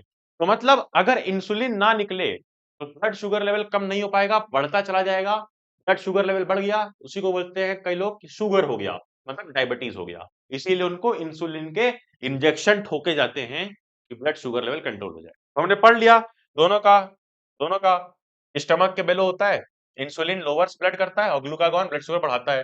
डायबिटीज हो जाता है अगर कम हो जाए, और हाइपोग्लाइसेमिया हो जाता है अगर अगर अगर अगर ग्लूकागॉन बहुत ज्यादा बन जाए, ठीक है। फिर ये देखो एड्रिनल ग्लैंड, यही जो मैं बता रहा था, यही जो मैं बता रहा था, किडनी के जो ऊपर है ये क्या है? Adrenal gland. अब ये क्या करता है बेटा? ये एड्रिनल ग्लैंड निकालता है एड्रेनलिन, सबसे इंपॉर्टेंट है, एग्जाम में कुछ आए ना आए, ये पक्का आएगा। एड्रेनलिन हार्मोन किडनी के ऊपर होता है।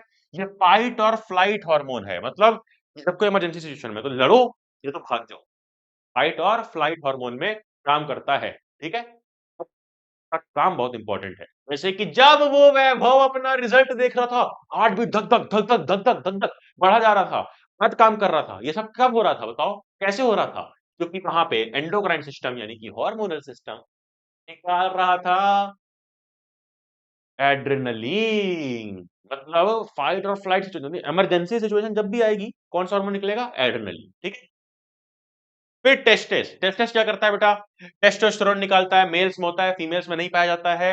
ये development of male sex organs और sexually secondary sexual character manage करता है। मेल सेक्स ऑर्गन वो डेवलप करेगा। और सेकेंडरी सेक्सुअल कैरेक्टर्स, जो भी कैरेक्टर्स बॉडी में दिखते हैं प्यूबर्टी में, वो सब मैनेज करता है। जैसे एक्ने हो जाना, कई सारे बियर्ड आना, है ना, वॉइस में चेंज होना, भारी हो जाना आवाज, और under arm hair, chest hair, muscle development, pubic hair, है ना, प्राइवेट पार्ट में हेयर आना आसपास, फिर enlargement ऑफ पेनिस, स्पर्टम एंड टेस्टिस, एंड साथ ही साथ इजैकुलेशन। इजैकुलेशन शुरू हो जाता है प्यूबर्टी के आते ही, क्योंकि टेस्टोस्टेरोन बढ़ता है। फिर आता है, अब देखो अगर ये कम हो जाए तो क्या होगा, मेल फीचर्स नहीं आ पाएंगे।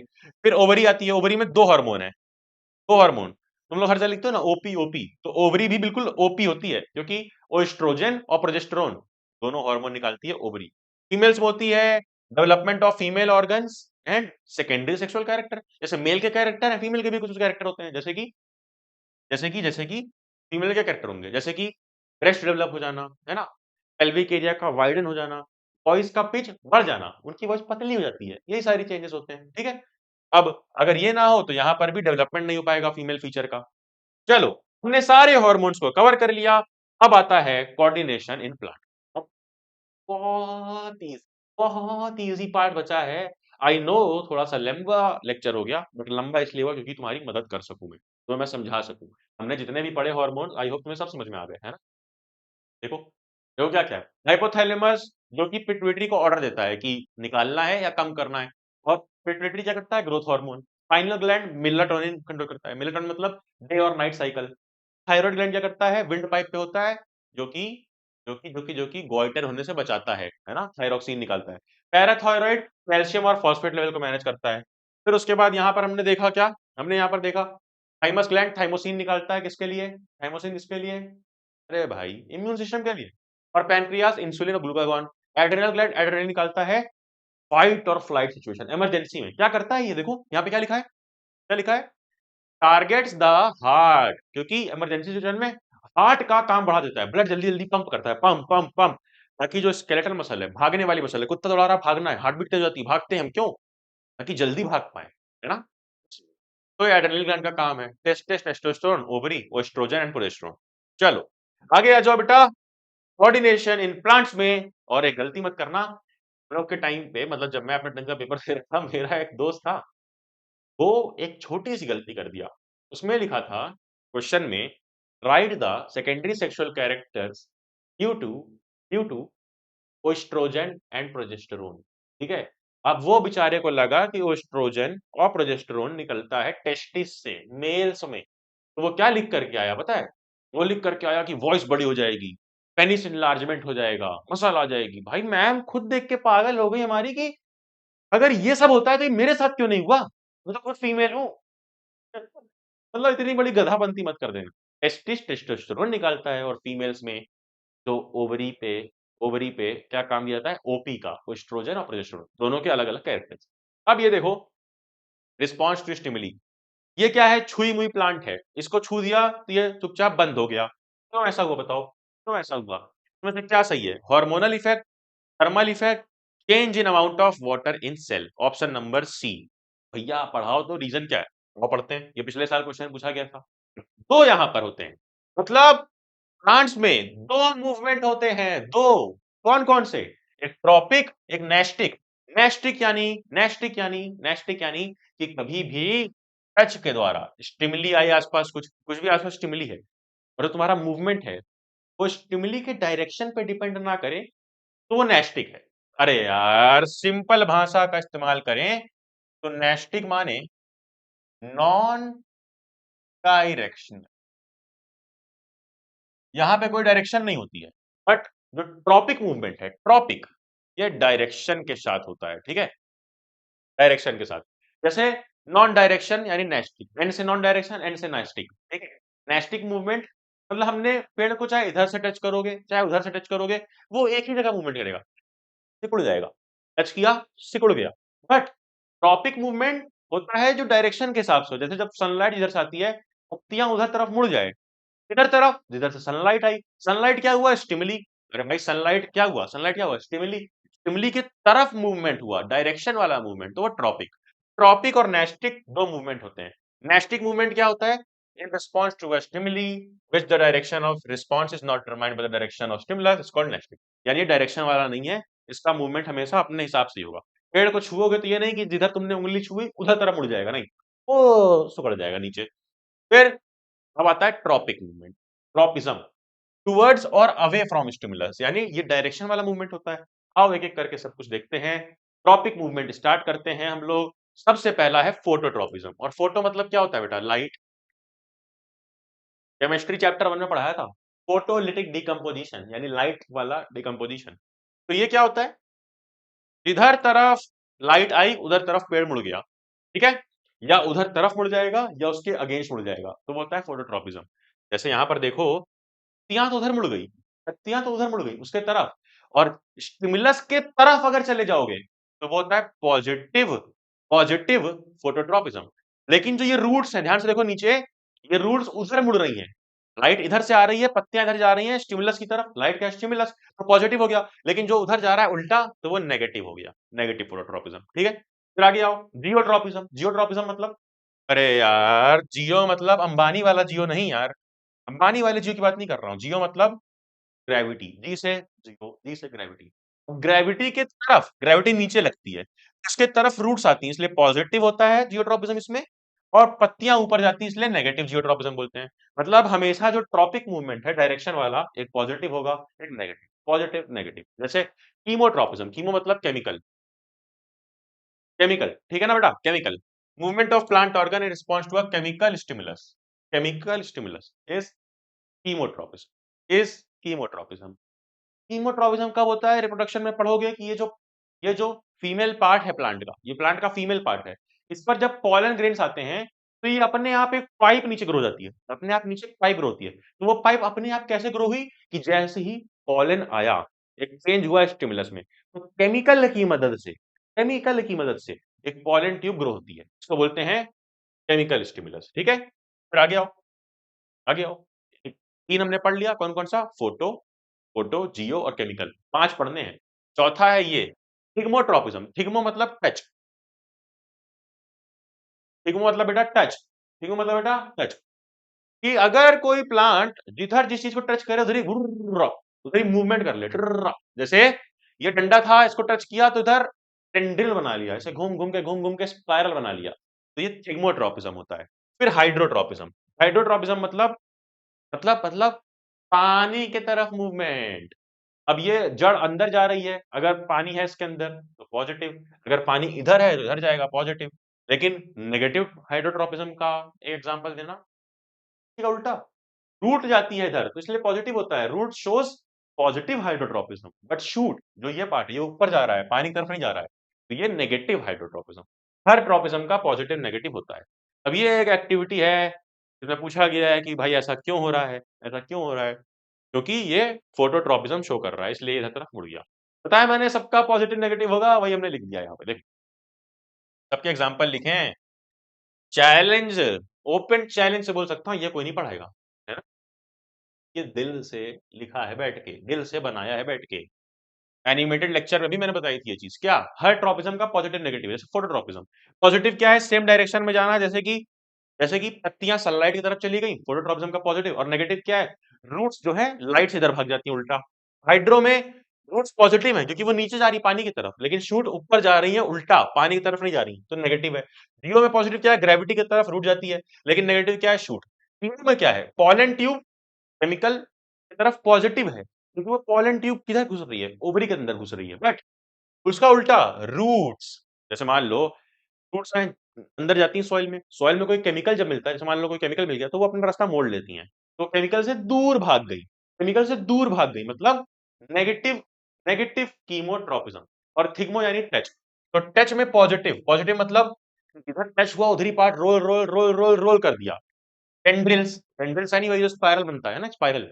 तो इसका नेगेटिव क्या होगा कि जिधर टच हो उससे दूर भाग जाओ। जैसे जड़ है, जड़ अंदर गई, अगर कोई पत्थर पड़ा होता है तो जड़ उसमें घुसती नहीं है, साइड से अपना रास्ता बना लेती है, उससे दूर हट जाती है।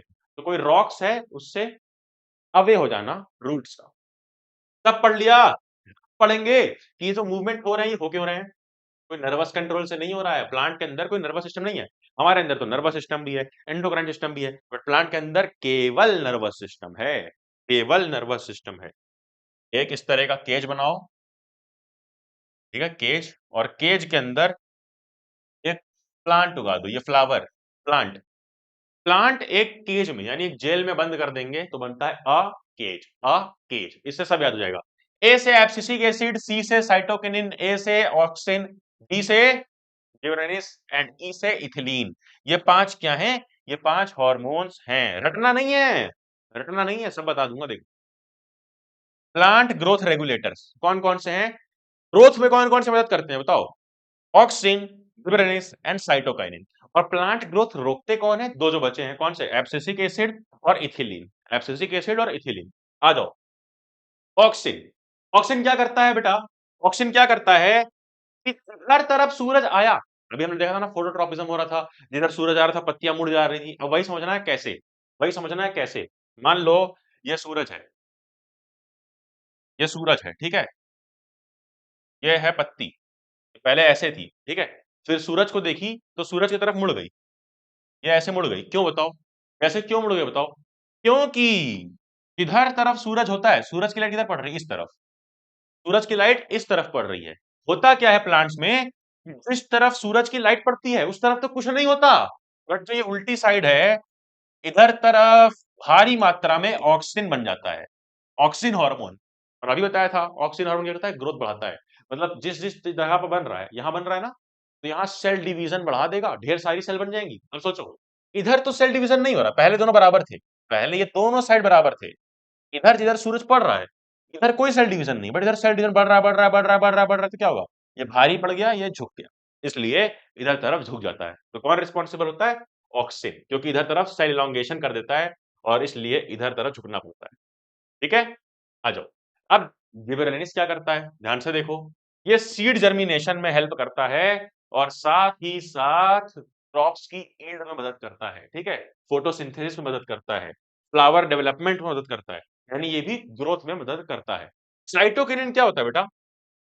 साइटोकिनिन जहां आता है वहां माइटोसिस होगा, यानी ढेर सारी सेल बनेंगी और प्लांट की ग्रोथ होगी। जैसे स्टेम की इलॉन्गेशन मदद करता है, प्लांट को बड़े करने में मदद करता है। ठीक है ना, आगे आओ।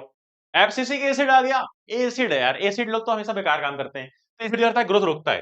कि जहां पर भी, जहां पर भी, याद कर लो, जहां पर भी एब्सिसिक एसिड आया वहां पर क्या होगा? ग्रोथ रुक जाएगी। एब्सिसिक एसिड ग्रोथ को रोकता है। फिर इथिलीन, इथिलीन क्या करता है? Seed dormancy and germination, seed dormancy में काम करता है, जर्मिनेशन में, लीफ को तोड़ने में। जैसे पतझड़ होता है, पतझड़, लीफ मोटी हो जाती है, गिर जाती है, येलो कलर की होके, कौन करता है? इथिलीन। और ये सबसे इंपॉर्टेंट फंक्शन है फ्रूट राइपनिंग, जब भी कोई भी फ्रूट पकाना होता है तो इथिलीन काम आता है। ये सारे प्लांट हार्मोन के फंक्शन है। ऑक्सिन सेल इलॉन्गेशन वगैरह में काम कर रहा है, साइटोकाइनिन सेल ग्रोथ में, है ना। फिर जिबरेलिंस क्या कर रहा है? सीड जर्मिनेशन में काम कर रहा है। फिर एब्सिसिक एसिड क्या करता है? डोरमेंसी में, फ्रूट्स में, राइपनिंग में। फिर इथिलीन क्या करता है? ये पत्तियों को राइप करने में काम करता है।